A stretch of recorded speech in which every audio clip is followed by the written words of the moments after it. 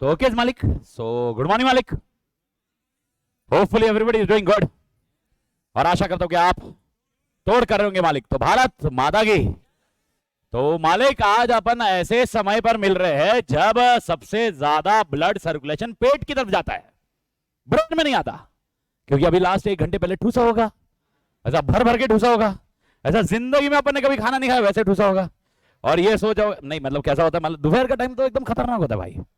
भाई एग्री करो या ना करो, ओके, लेकिन आपके साथ ऐसा बीतता ही है, बैठा बैठा सो जाता है, बैठे बैठे नींद आ जाती है एकदम आराम से, and it's completely fair enough, मतलब आई एग्री, ये आपकी गलती नहीं है, ये ह्यूमन बॉडी का प्रोसेस है। जब प्रोसेस में ब्लड सर्कुलेशन जिधर जाता है ज्यादा, ओके, वो कार्यक्रम वैसा होता है। तो अपने ब्रेन में सबसे ज्यादा ब्लड सर्कुलेशन जब रहता है ना, तब अपन एक्टिव रहता है। ओके, जब खाना खा लेते हैं तो आधा प्रोसेसिंग करना पड़ता पेट को, तो सारा ब्लड सर्कुलेशन किधर चला गया तेरा, पेट। तो ब्रेन बोलता है मेरे पास किधर है, तो फिर ब्रेन क्या बोलता है, टाटा बाय बाय खत्म, ओके, ये चला जाता है। तो भारत मत, अरे ये क्या कनेक्टिंग वक्टिंग हो रहा है, क्या चूमू बना कर रहे हैं, आई है, ओके। तो भाई साहब, जो मैं आपको अपडेट कर रहा हूँ, ऐसी परिस्थिति में ओके, जब अपने को लेक्चर बैठना पड़ता है, और ऐसी परिस्थिति में जब किसी को एक शक्ल, मतलब एक जैसा ऐसा कंटेस्टेंट दिखना पड़ता है, उसमें अपनी आंखों का साथ, मुंह का साथ, अरे दोनों दोनों का साथ बहुत इंपॉर्टेंट होता है। आंखों का साथ इसलिए क्योंकि आंखें थोड़े टाइम में,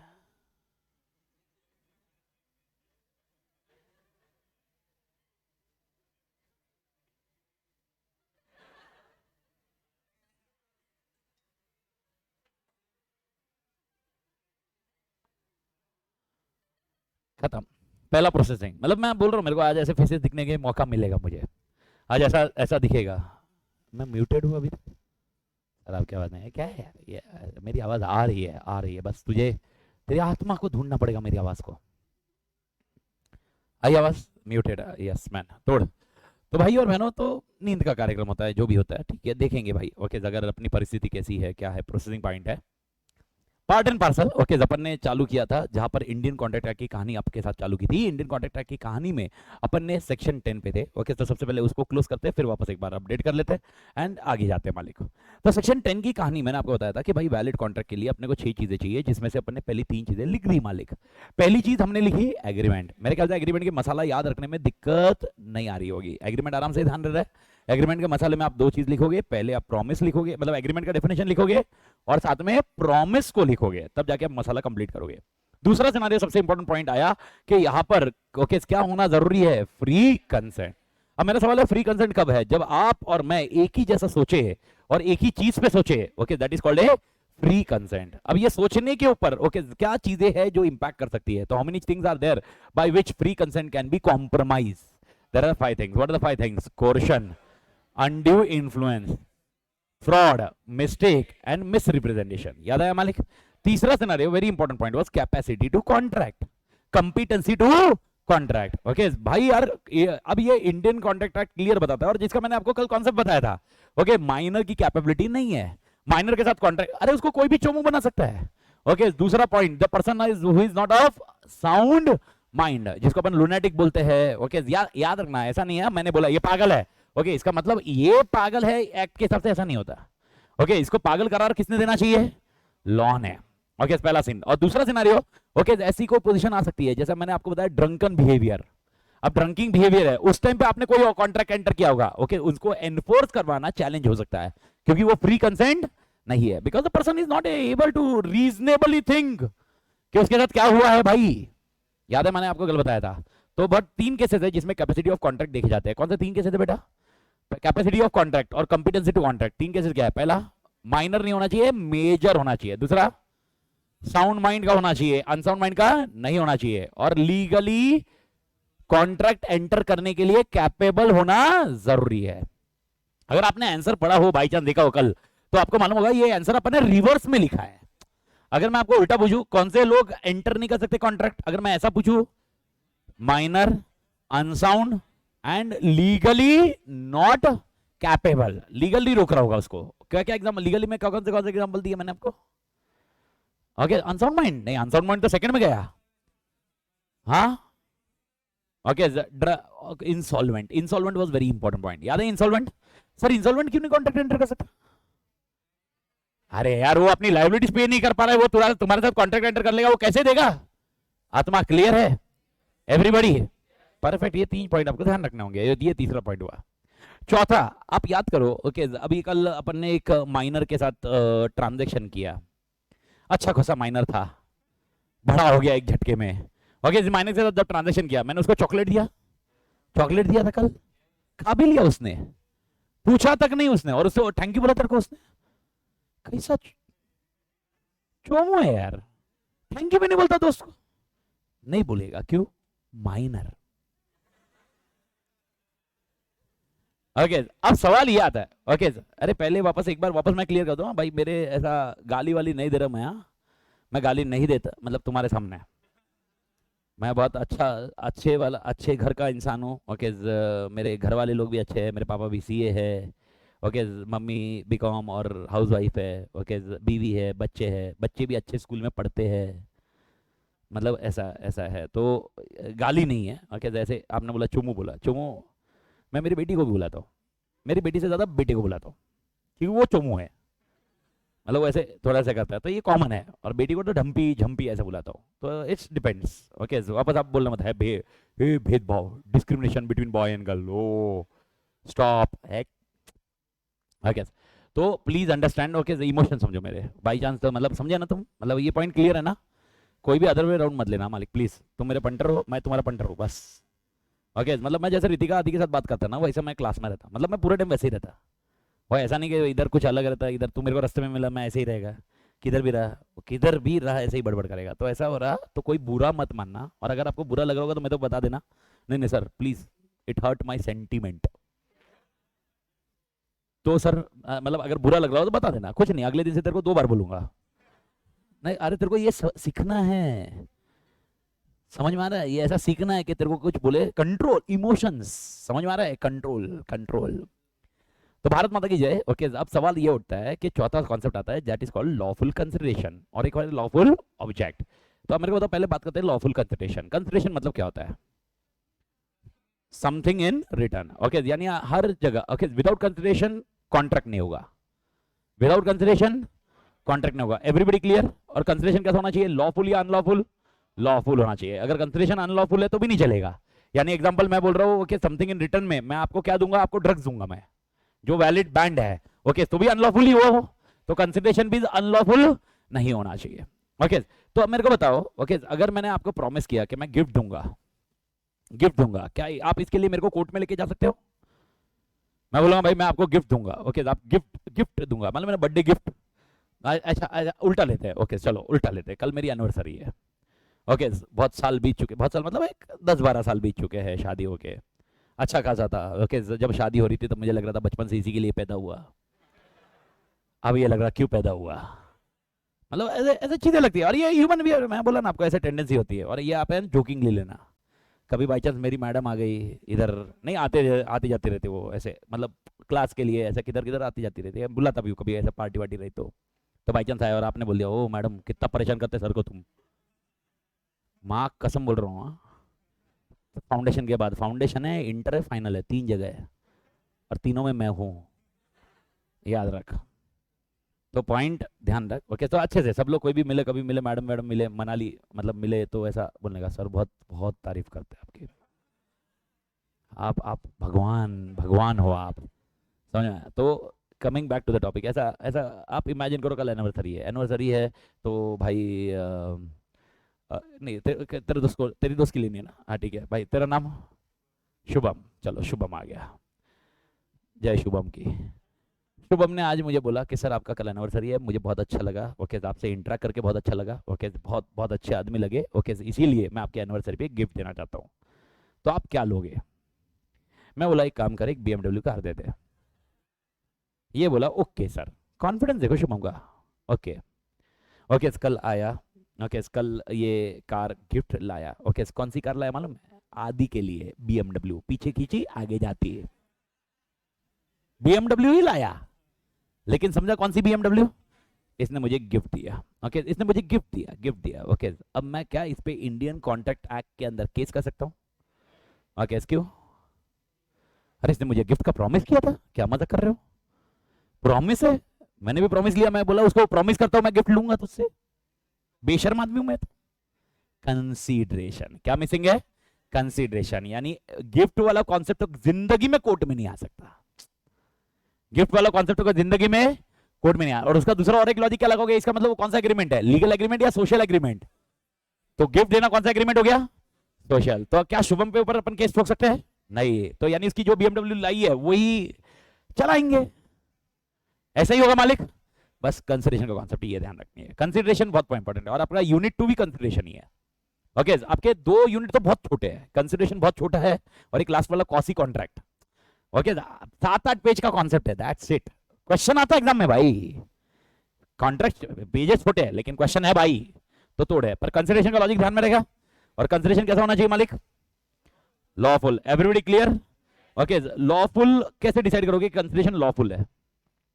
एडिशनल कॉन्सेप्ट, एडिशनल। अभी मेरे को ड्रग्स का मत बताना, ड्रग्स का मैंने ही एग्जांपल दिया। उसके अलावा अगर मुझे डिसाइड करना है कि लॉफुल है या नहीं है, कंसिडरेशन किस वे से डिसाइड होता है? अपन खाली लॉ देखेंगे, खाली लॉ को नजर में रखेंगे कंसिडरेशन के लिए? ओके कैसे डिफाइन करेंगे कंसिडरेशन के लिए? इंटेंशन प्लस लॉ, ठीक है थोड़ा सा पॉइंट। मैं चलो मैं और एक एग्जांपल देता हूं। ओके शुभम ने बोला मैं आपको ये गाड़ी दूंगा। ओके अब मैं बोला ठीक है, मैं तेरे को है ना एक जन की पॉकेट मार के दूंगा। ओके मैं कार्तिक का पर्स चोरी करूंगा, जितना पैसा होगा तेरा तेरा पैसा। कंसिडरेशन चलेगा या नहीं चलेगा?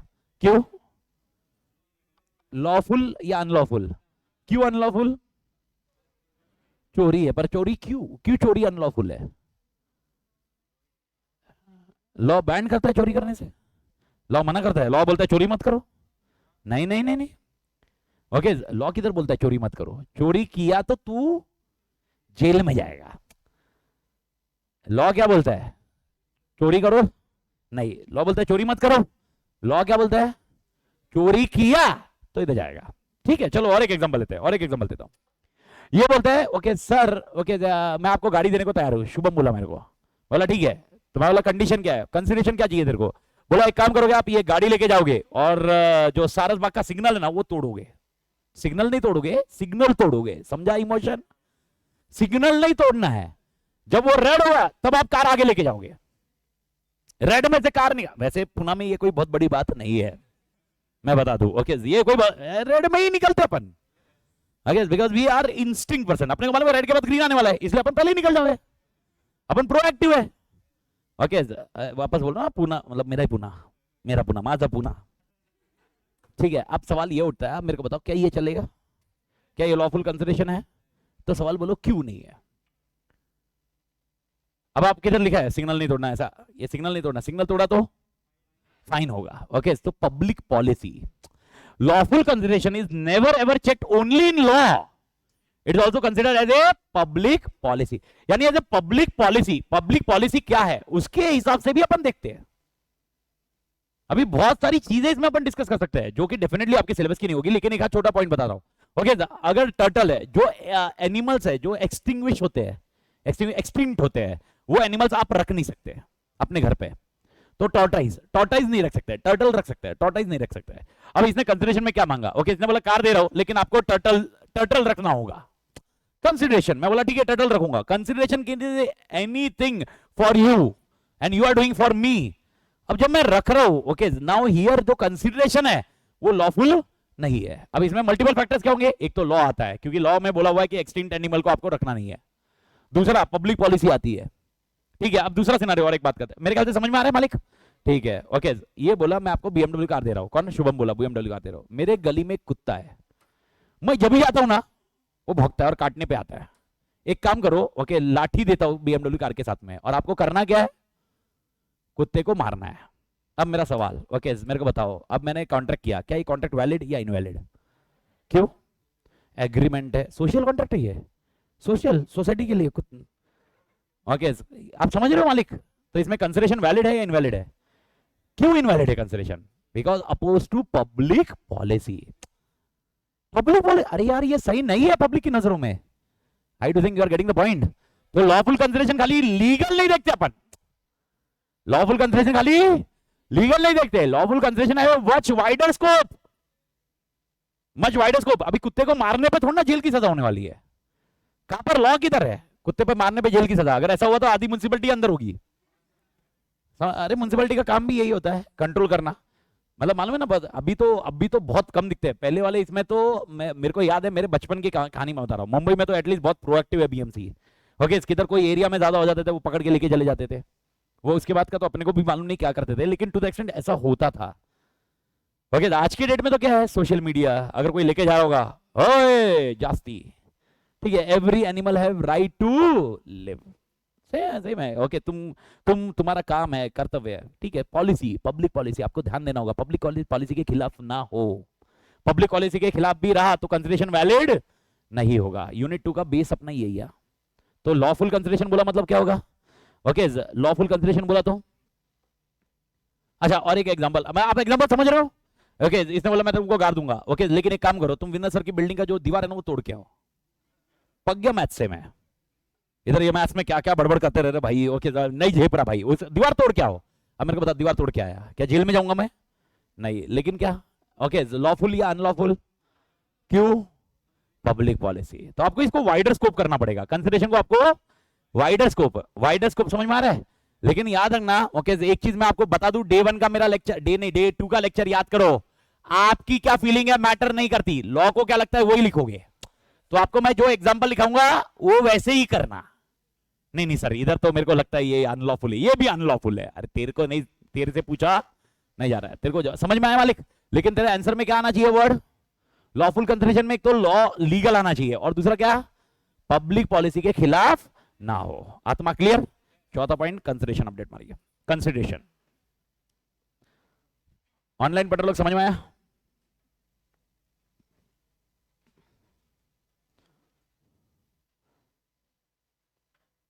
परफेक्ट मालिक, तोड़। Lawful consideration dash and lawful consideration and lawful object will be having a same answer.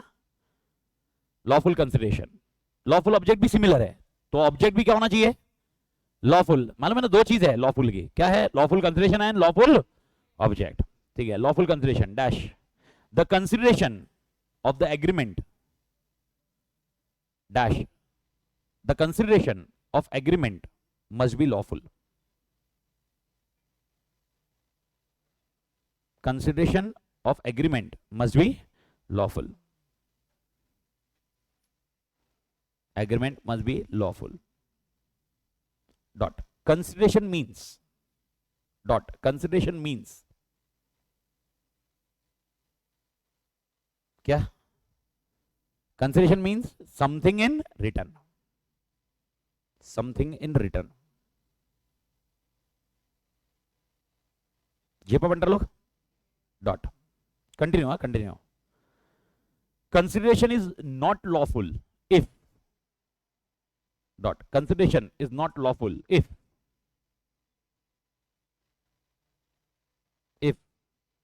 it is prohibited by law. Consideration is not lawful if it is prohibited by law. Prohibited by law or opposed to public policy or opposed to public policy or immoral IMMORAL immoral। समझा? मतलब moral grounds भी इसमें consider करेंगे अपन। Okay, ये बोले एक काम करो सर, शिवम बोलता गाड़ी देता हूं, है ना, आप एक फटाका लो और किसी के बेंच के नीचे लगा के आ जाओ। अब मेरे को बताओ क्या है ये scene? Do you think it is unlawful? है कहीं पर लॉ में किधर लिखा है फटाका फोड़ नहीं सकते? किसी के नीचे नहीं फोड़ सकते ऐसा ढूंढना पड़ेगा, लेकिन फटाका फोड़ नहीं सकते ऐसा थोड़ा ना बोला हुआ है। ओके, फटाका फोड़ रहे हैं, ओके, लेकिन logically don't you think it is immoral? Moral नहीं है यार, सही नहीं है यार, तुम ये पॉइंट करेगा। आत्मा क्लियर एवरीबॉडी? ओके, अगला पॉइंट सिमिलर पॉइंट में रखना है आपको अगले पॉइंट में भी दिमाग नहीं लगाना एक्स्ट्रा। ओके, आपका अगला पॉइंट क्या होगा? Lawful object, and it will have same point, lawful object.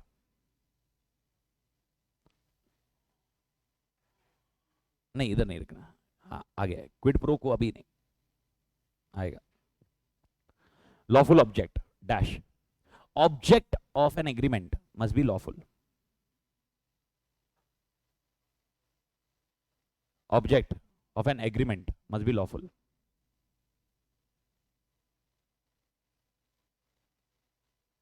Dot. It must not be prohibited by law. Object of an agreement must be lawful. Dot. It must not be prohibited by law. Comma ऊपर के वापस वो point लिख दो क्या और it must not be prohibited by law comma oppose to public policy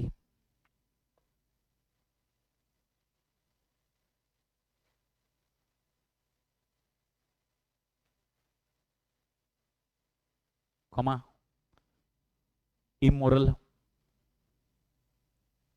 comma fraud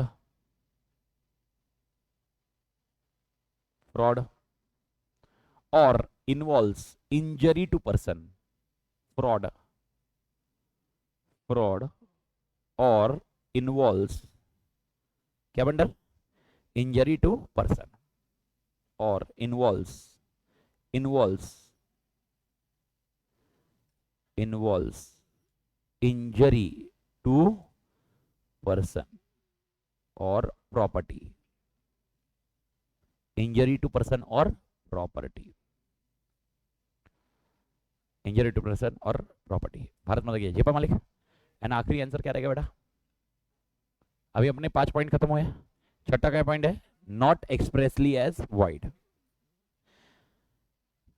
मेरे को बताओ वाइड और वाइडेबल में क्या फर्क होता है?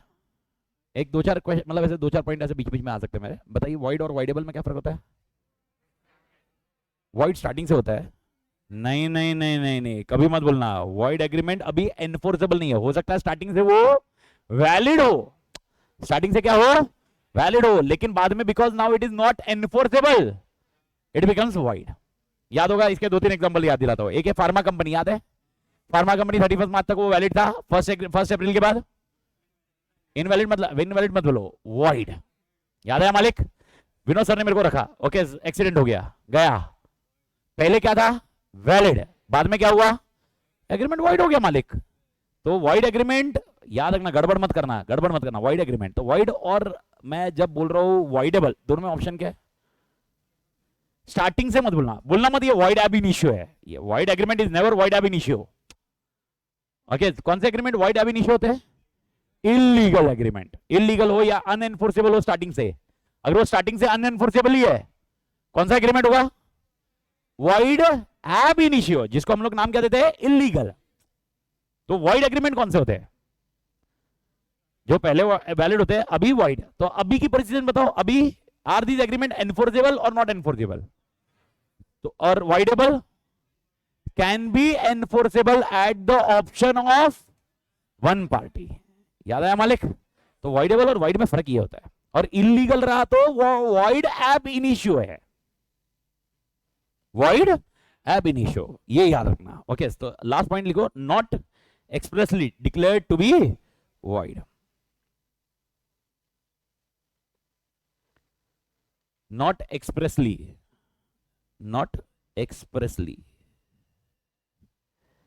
declared to be void dash the agreement entered into not expressly declared ed लगाना declared to be void dash the agreement entered into must not be the agreement entered into must not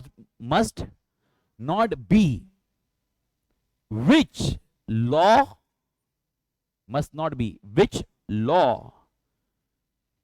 declare to be illegal, which law declare to be illegal or void, or which law declare to be illegal or void। अब मेरे को तो पहला illegal बोला मतलब day 1 से void है, और void बोला मतलब पहले हो सकता है, वैलिड हो सकता है, पहले का मेरे को कोई लेना देना है क्या? अभी वॉइड है, तो अगर अभी वॉइड है, अभी भी वॉइड, यानी दो एग्रीमेंट कंफर्म गया। सेक्शन 10, अच्छा मेरे को याद करके बताओ, how many types of agreements are there? Based on 3 types, based on 3 types. कौन से याद आ रहे कुछ? Enforceability, formation and performance. Enforceability में 4 types, valid, void, voidable, illegal. पांचवा इन एनफोर्सेबल मैंने बोला था इसी के प्रकार का। 4 याद आए कि नहीं आए? नहीं याद आए? आया? ये 4 में से सेक्शन 10 किसमें गया? सेक्शन 10 गया गया गया। सेक्शन 10 काम ही नहीं आ सकता, वॉइड एंड इलीगल। वॉइडेबल नहीं ना, वॉइडेबल अभी भी वैलिड कॉन्ट्रैक्ट है नहीं। वॉइडेबल मतलब क्या याद है? वॉइडेबल देखो, 4 एग्रीमेंट को आप कंट्रोल में रखो। Okay, valid, void, voidable, illegal. जिसमें से मैं अभी क्या बोल रहा हूं, जब मैं बोल रहा हूं not expressly declared as void. बाकी अपन क्या पढ़ रहे हैं? कौन सा क्वेश्चन पढ़ रहे हैं? क्वेश्चन बताओ मेरे को, क्वेश्चन का मेन पॉइंट बताओ, क्वेश्चन का मेन क्वेश्चन। मेन क्वेश्चन क्या बोल रहे हैं? एसेंशियल ऑफ, एसेंशियल ऑफ, तो कितना एसेंशियल है? 6। 6 में से पहले 5 तो क्लियर है, छठा ये एक्सप्रेसली क्या नहीं होना चाहिए। तो कौन से एग्रीमेंट एक्सप्रेसली वॉइड हो सकते हैं? 2। पहला तो नहीं हो सकता क्योंकि पहला वैलिड है, दूसरा वॉइड। वॉइड क्या था? पहले होगा वैलिड, अभी अभी वॉइड है, तो अभी की पोजीशन तो वॉइड ही है ना, तो ये नहीं होना चाहिए, अभी वॉइड नहीं होना चाहिए वो। और उसके बाद और क्या है? वॉइडेबल। गलती से भी इधर नहीं लिखूंगा, अभी वॉइडेबल नहीं होना चाहिए क्योंकि it is not expressly declared as void ना। वॉइडेबल लॉ क्या बोलता है? वॉइडेबल, वॉइडेबल वॉइड भी हो सकता है, वैलिड भी हो सकता है। क्यों? किसके ऑप्शन पे? जिसके क्वेश्चन लिया हुआ है, अपन क्वेश्चन बोल रहे हैं इसलिए, याद है मालिक? तो not expressly declared as a void में वॉइडेबल आएगा नहीं। ओके, पर वॉइड आ सकता है ना, क्योंकि वॉइड अभी वॉइड है, पहले की पोजीशन छोड़ दे, अभी वॉइड है ना मालिक। एंड आखिरी कॉन्सेप्ट है इलीगल। अब मेरे को बता, इलीगल तो वैसे भी वॉइड ही है, तो 2 एग्रीमेंट नहीं होने चाहिए तो सेक्शन 10 बोलता है वैलिड कॉन्ट्रैक्ट है। कौन से 2 एग्रीमेंट नहीं होने चाहिए? वॉइड नहीं होने चाहिए, इलीगल नहीं होने चाहिए। यानी कौन से एग्रीमेंट रहे तो वैलिड एग्रीमेंट होगा? वैलिड और voidable. Even voidable is a valid agreement. I told you voidable is also a. why because it can be performed on one of the parties। अपने एग्जांपल में अगर कार्तिक की बात करें, कार्तिक को याद है बंदूक लेके किया था, ओके, लेकिन अगर मैंने परफॉर्म करने को बोला, मैंने बोला एनफोर्स करना है, कर सकते हैं नहीं। जिस पार्टी का अपन ने फ्री कंसेंट नहीं लिया उसके बेसिस पे वो वॉइडेबल रहेगा। भारत माता की जय मालिक। यानी आपका लास्ट में मसाले में कौन सा रखना है? ओके, ये वॉइड एग्रीमेंट, मतलब ये वॉइड एग्रीमेंट का जब लिखोगे तो इसके अंदर कौन से मसाला लिखोगे? वॉइड और इलीगल, बाकी और कोई वर्ड नहीं आएगा। गलती से भी किसी ने वॉइडेबल नहीं बोलना है, पक्का वॉइडेबल, पक्का समझा ना मालिक? ठीक है, ओके। अब मेरे को बताओ, ये जो एग्रीमेंट होते हैं, वॉइड हो या इलीगल हो, क्या इनका कोई लीगल इफेक्ट होगा? लीगल इफेक्ट क्या इसके कोर्ट में केस कर सकते हैं? ये एग्रीमेंट को लेकर कोर्ट में केस कर सकते हैं? कौन से एग्रीमेंट की बात कर रहा हूं मैं? वॉइड और इलीगल। ओके, अब मेरे को तो वॉइड एग्रीमेंट का एग्जांपल क्या था? एक वॉइड एग्रीमेंट का एग्जांपल, वॉइड एग्रीमेंट का एग्जांपल, मैं चला गया, एग्जांपल लेते हैं, मैं 3-4 एग्जांपल लेता हूं आपके साथ। मैं चला गया, अब मेरे को बताओ विनोद सर, क्या मेरे बेटे पे केस करेंगे? बोलेंगे ए ला तेरे बाप को बुला, मेरा बेटे बोलेगा जाओ उधर। समझ में आया? भाई पॉसिबल नहीं होगा। एग्रीमेंट लीगल इफेक्ट है क्या? नहीं। सर्विस तो मैं देने वाला था, मेरा बेटा थोड़ा ना देगा सर्विस, नहीं झेपा। ओके, 1 तारीख के बाद ये पर्टिकुलर चीज बैन हो गई। अब मेरे को बता, 5 तारीख को मैं बोल रहा हूं तुमने मेरे को वो ड्रग्स दिए ही नहीं, अब मेरे को बताओ क्या मैं कोर्ट में जा सकता हूं इसके लिए? क्यों? कोर्ट क्या बोलेगी? ये बैंड है, तो इसका मतलब क्या इनका लीगल इफेक्ट है? नहीं। लीगल इफेक्ट है मतलब समझा? लीगल इफेक्ट मतलब क्या है? इस एग्रीमेंट को लेकर हम कोर्ट में जा सकते हैं क्या? पक्का? एवरीबॉडी लास्ट लाइन डालो।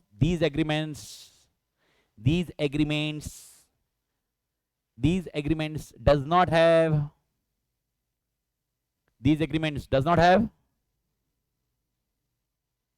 any legal effects. These agreement does not have any legal effects.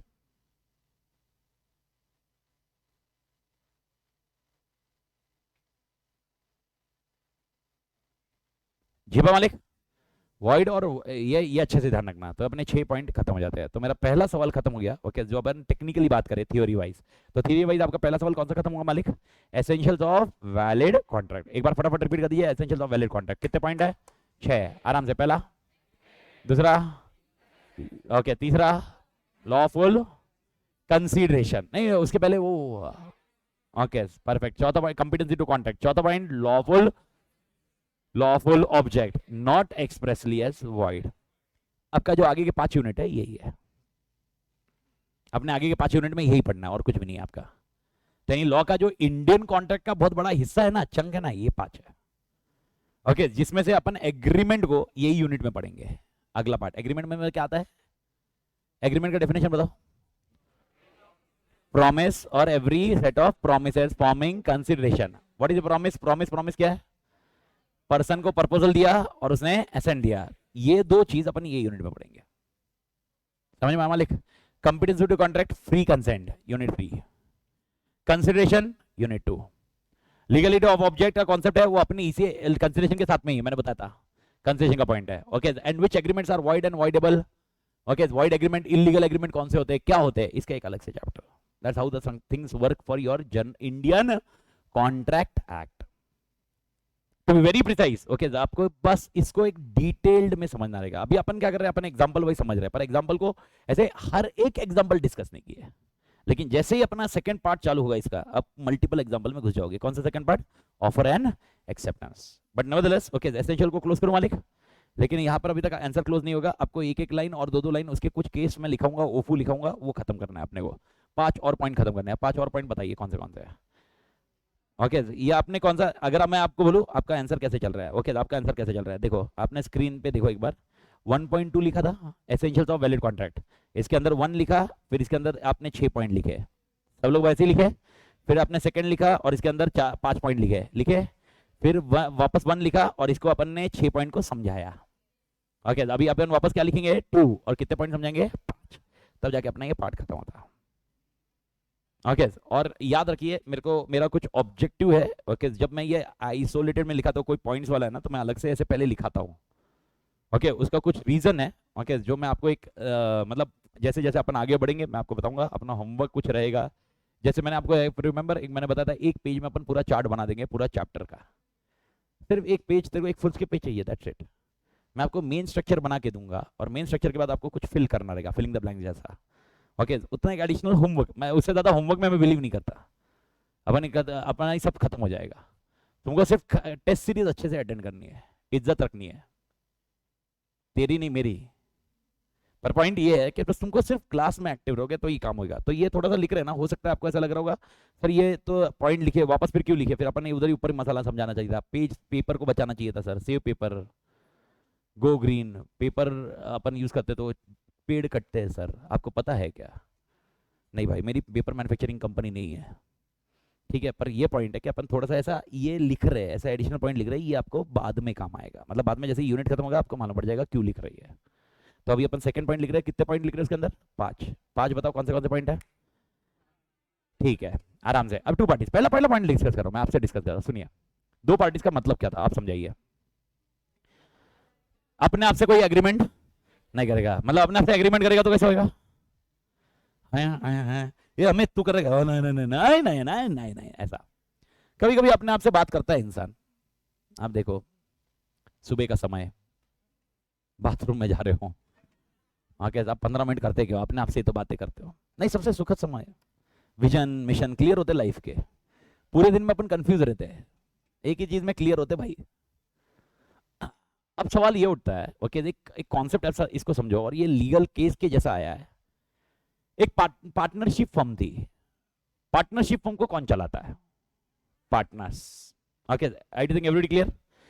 अब सवाल ये है, मेरे को बताओ, पार्टनरशिप फर्म डिसॉल्व हुई तो वो जो एसेट्स बचे होंगे पार्टनरशिप फर्म के, डिसॉल्व होता है मालूम है ना?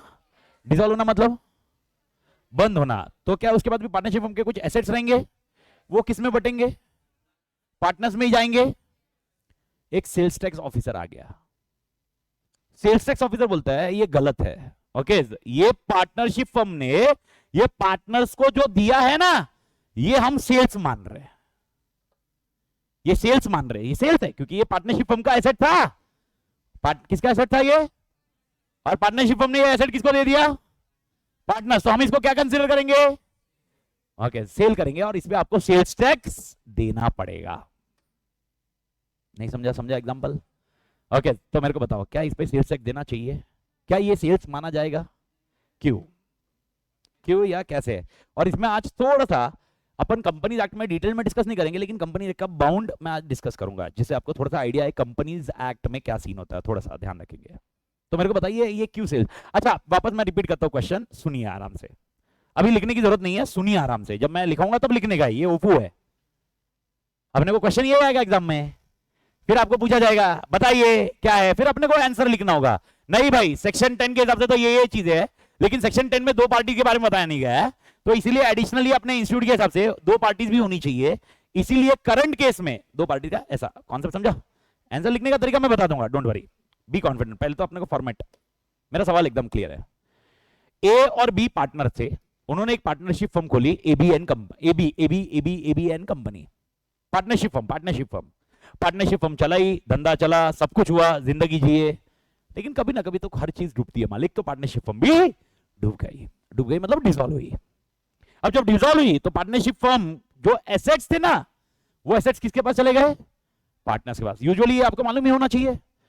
ओके, अब सेल्स टैक्स ऑफिसर क्या बोलता है? Sales tax officer, sales tax, ये सेल्स टैक्स है ना, जब जीएसटी नहीं था ना तब था। जीएसटी सुना है आपने कभी?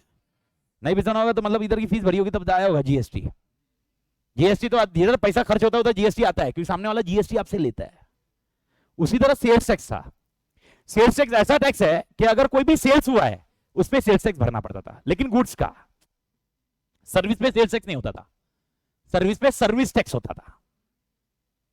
ओके, तो यानी जब आप बॉर्न हुए थे तब सेल्स टैक्स था, जब आप थोड़े बड़े हुए 2016 मतलब 2002 किसका बॉर्न ईयर कौन सा होगा अपना? 2005 है, मतलब तुम्हारे पहले सर्विस टैक्स आ गया। और कितने छोटे हो रहे तुम? 2005।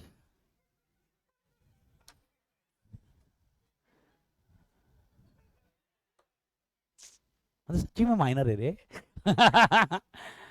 जोक्स अपार्ट, पर पॉइंट ये है, तो उसके पहले सर्विस टैक्स आया, यानी 2000 में सर्विस टैक्स भी आया था। यानी अगर अभी अभी अभी हम लोग क्या दे रहे हैं? ओके, हम लोग क्या दे रहे हैं? सर्विस, तो इस पे सर्विस टैक्स भरना पड़ता था। और अगर दुकान खोल के बैठे और हमने पार्ले जी बेचा, सेल्स टैक्स देना पड़ता था। समझ में आया? आई डू थिंक समझ में?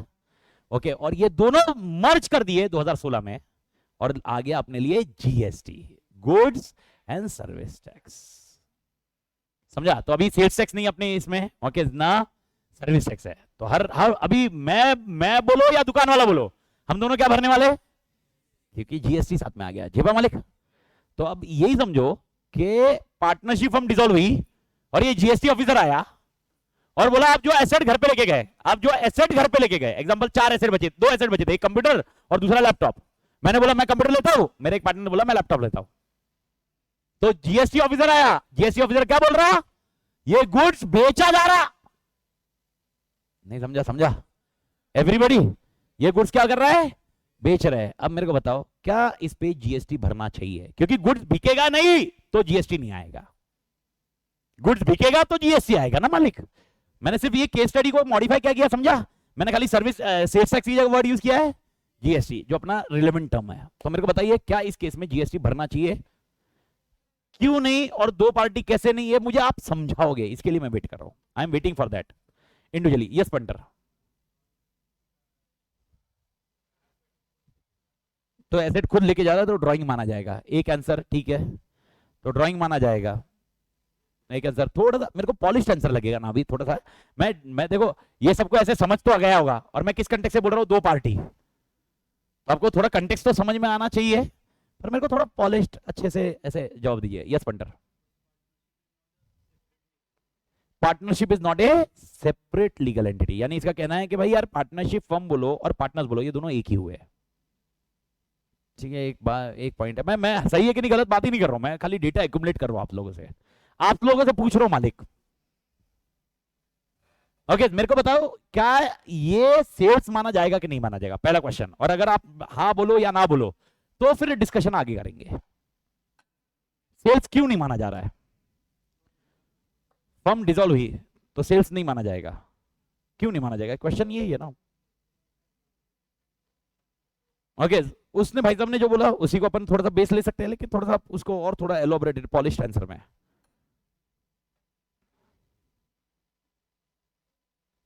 कुछ बोलो ना यार, मेरे को इंटरेक्टिव रहेगा तो मजा है, मतलब मेरे को जब आप कुछ बोलोगे ना तो फिर मैं आपको काउंटर आंसर समझाऊंगा या कुछ करूंगा तो ये है। और आप बोलो, मतलब आप ऐसा बोल सकते हो कि मेरे को नहीं आता, तो आता तो थोड़ा ना बैठता तू इधर, नहीं आ रहा इसलिए। पर मैं तेरे से पूछ रहा हूँ तो कुछ तो सोच तू तेरे हिसाब से, और गलत भी रहा तो कौन कौन क्या है, गलत बोल मैं भाई, मैं खुद वेट कर रहा हूँ गलत के लिए। अरे तू गलत बोलेगा तो मेरे को मजा आएगा ना, तो मैं सही बोल पाऊंगा ना। तू ही सब आंसर देगा तो फिर मेरा पोपट होएगा ना। ओके बोल पंटर थोड़ा सा और पॉलिश्ड।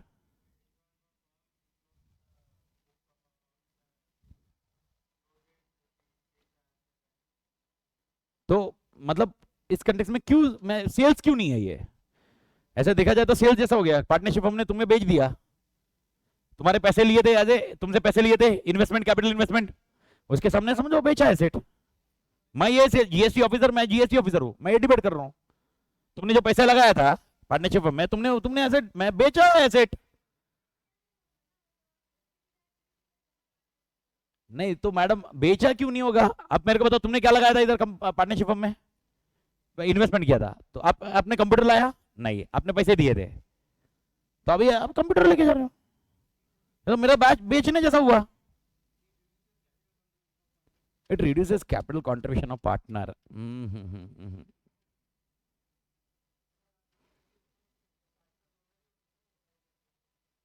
ओके अच्छा सुनो, एक छोटा सा पॉइंट, ये पॉइंट में बोला है ओनर, ओनर ही हो, मैं इसको थोड़ा सा मैं कंपनी की तरफ लेके जाता हूँ। ओके एक शब्द किसने बोला था, सेपरेट लीगल नहीं है, तो किसने तो बोला था ना अभी, इधर इधर सेपरेट लीगल नहीं है, इसको थोड़ा सा मैं समझाता हूँ, सुनो। आपको मालूम है कौन से तरह के बिजनेस फॉर्मेशन है इंडिया में।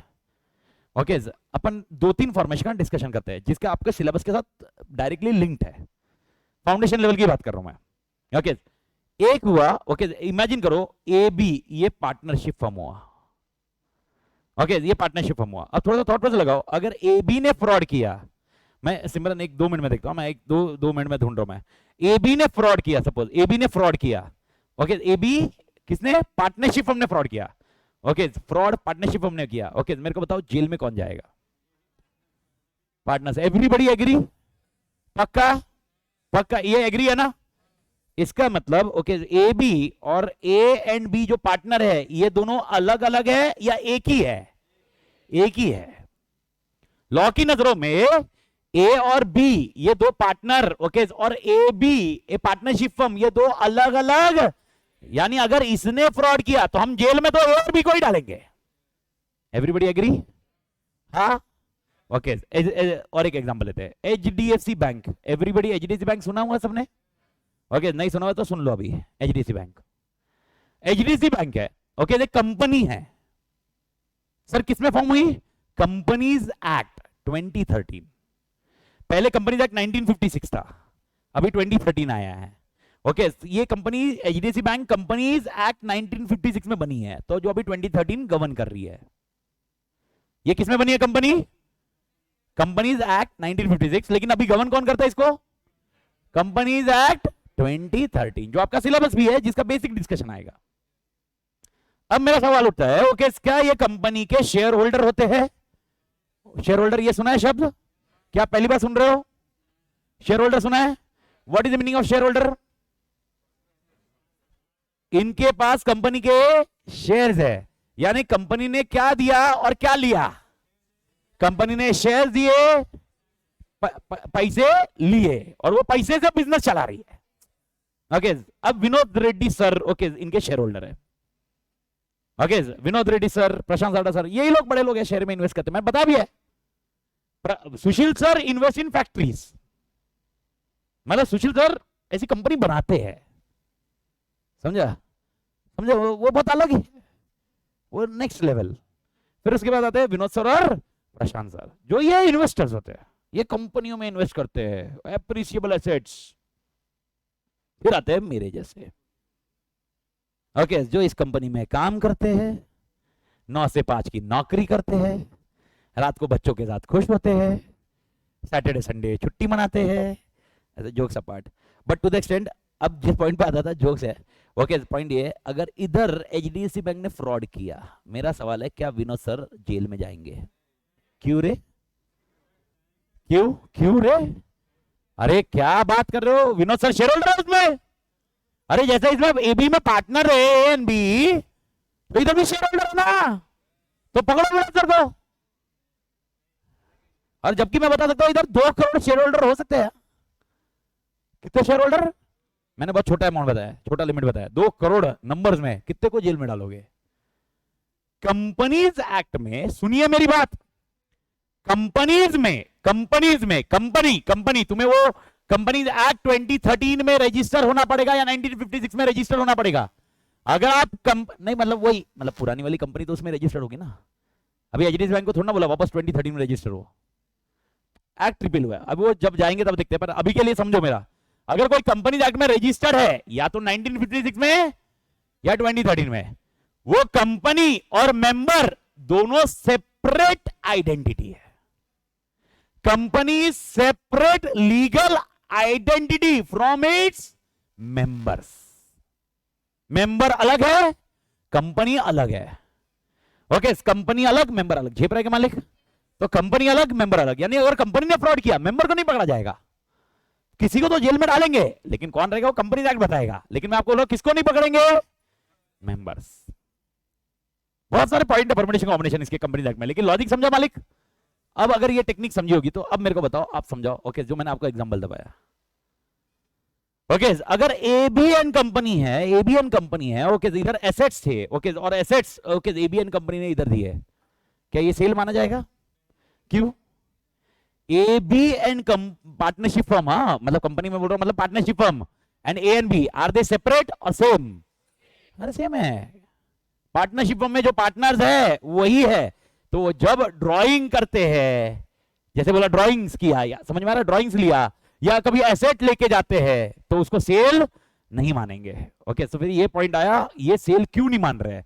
तो कॉन्सेप्ट आया सेपरेट लीगल एंटिटी नहीं है। अब सेपरेट लीगल एंटिटी नहीं है तो ये कॉन्ट्रैक्ट किसके बीच में हुआ है?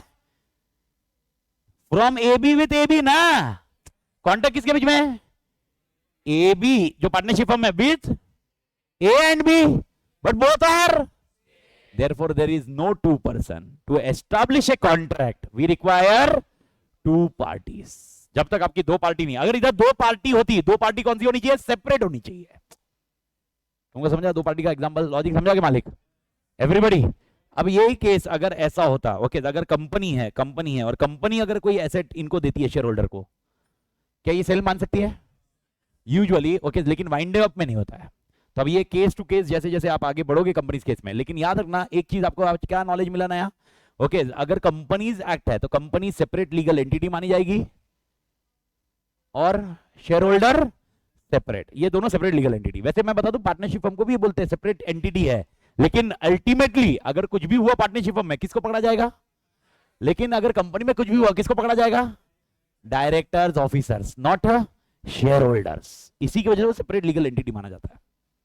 इसी वजह से 2 पार्टी इन्वॉल्व हो जाती है, उधर 2 पार्टी इन्वॉल्व नहीं होती है।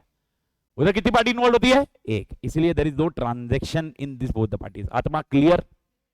एवरीबॉडी पक्का? Simran yes it is sales because business is different, proprietor is different. Okay Simran, मेरे ख्याल से अभी समझ में आया। सिमरन अंडरस्टूड? मेरे ख्याल से सबको समझा ये पॉइंट। तो अपना पहला इंडियन कॉन्ट्रैक्ट क्या बोलता है? सबसे पहले एग्रीमेंट किसके बीच में होना चाहिए? 2 पार्टीज। यानी अगर एक ही पार्टी के बीच में एग्रीमेंट हुआ तो वो एग्रीमेंट माना नहीं जाएगा, क्योंकि पार्टनरशिप फर्म है। वैसे अपन बोलते ही है पार्टनरशिप फर्म एक सेपरेट होता है, लेकिन मेरे को बताओ अगर कुछ इशू हुआ तो किसको पकड़ा? तो सेपरेट कैसे हुआ? सेपरेट लीगल है, उसका पैन कार्ड नंबर आएगा, वो आएगा, सब कुछ है, लेकिन पकड़ेगा किसको? पार्टनर्स। तो इस कंटेक्स्ट को ये बेस यूज करते हैं। भारत माता की जय। जेपा मालिक? एवरीबॉडी वापस बंद हो गया, ठीक है बंद हो जा, तेरी मर्जी, मेरा क्या जा रहा। तो 2 पार्टीज का लॉजिक जेपा। दूसरा कौन सा पॉइंट था बताइए फटाफट? Intention to create legal relationship. इसका एग्जांपल मैंने पहले दिन से दिया हुआ है। कौन सा example? Intention to create legal relationship. कौन सा वाला? ऑस्ट्रेलिया क्या गया था मैं? किधर गया था? ऑस्ट्रेलिया। और मैं ऑस्ट्रेलिया गया था और मैंने वाइफ को प्रॉमिस किया था 20,000 महीने का दूंगा, और मैंने दिया क्या? क्या वाइफ कोर्ट में जा सकती है? नहीं। लेकिन अगर कोर्ट ने बोला 20,000 दो हर महीने वाइफ को। अब मेरे को बताओ, अगर नहीं दिया क्या मैं कोर्ट में जा सकता हूँ? अरे जब मेरी वाइफ कोर्ट में जा सकती है, यस। तो इधर intention to create legal relationship नहीं है, इसीलिए ये कॉन्ट्रैक्ट एग्रीमेंट कॉन्ट्रैक्ट नहीं बनता। तीसरा सिनारियो, मेरे ख्याल से आपका तीसरा तो आंसर क्लोज ही अपना। कौन सा? क्या है उसका आंसर? रिटर्न भी हो सकता है, ओरल भी हो सकता है, लेकिन अगर लॉ चाहता है रिटर्न है तो रिटर्न ही करना पड़ेगा। चौथा सिनारियो, हाँ मतलब क्या था? वेग नहीं होना चाहिए, यानी जो भी आपको अचीव करना है वो क्या होना चाहिए? सर्टन। सर्टन होना जरूरी है, सर्टन। सर्टन नहीं हुआ काम नहीं होगा। एंड लास्ट कॉन्सेप्ट है पॉसिबिलिटी ऑफ परफॉर्मेंस। मेरे ख्याल से इसका भी एग्जांपल याद होगा आपको, जादू वाला, मैजिक से लेके आऊंगा, ठीक है? अपडेट करिए। Second point, two parties, two parties dash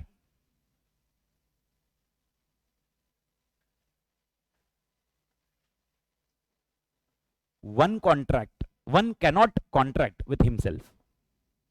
Two parties heading है dash, one cannot contract with himself. One cannot contract with himself.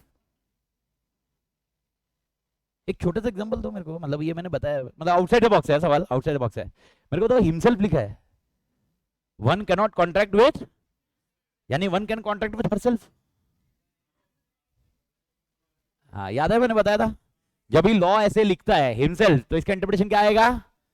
मतलब अगर मस्कुलर किया हुआ है, मस्कुलर जेंडर लिया हुआ है तो फीमेल जेंडर भी इंक्लूडेड है। ओके, और इसके लिए एक एक्ट होता है, द जनरल क्लॉज एक्ट, जो इंटरमीडिएट में अपने को मिलता है। तो जिसके मतलब ऐसा होता है कि उसके अंदर डेफिनेशन दिया जाता है, याद है कि नहीं मालिक? तो इसका ही और शी का लॉजिक याद रखना। ओके, तो अगर क्वेश्चन आया तो क्वेश्चन में अपना एक्स्ट्रा दिमाग में डालना, नहीं नहीं नहीं सर, ही हिमसेल्फ लिखा है। ओके, इधर miss Rosie with miss Rosie, herself हो सकता है, dot. A contract involves at least two parties. A contract involves at least कितने पार्टी रहे? दो party. Contract involves at least two parties. Contract involve at least two parties dash, one party making an, one party making an offer, offer बोलो या proposal बोलो, कोई फर्क नहीं पड़ता। One party making an offer and other party accepting it, giving an assent, जो भी है प्रपोजल ऑफर, मैंने वर्ड बोला इंटरचेंजेबली करो, कोई टेंशन नहीं है, बस पर वो लिखो। One party is making an offer and other party is accepting it, dot लिखा। ओके, अब मेरे को बताओ, क्या ये पार्टीज नेचुरल पर्सन ही होनी चाहिए? ये ऑफर देने वाला, एक्सेप्ट करने वाला खाली नेचुरल पर्सन होने चाहिए? कंपनी भी तो दे सकती है ना। ओके, तो can it be artificial person also? Perfect, dot, continue. A contract may be made by, a contract may be made by, a contract may be made by natural person,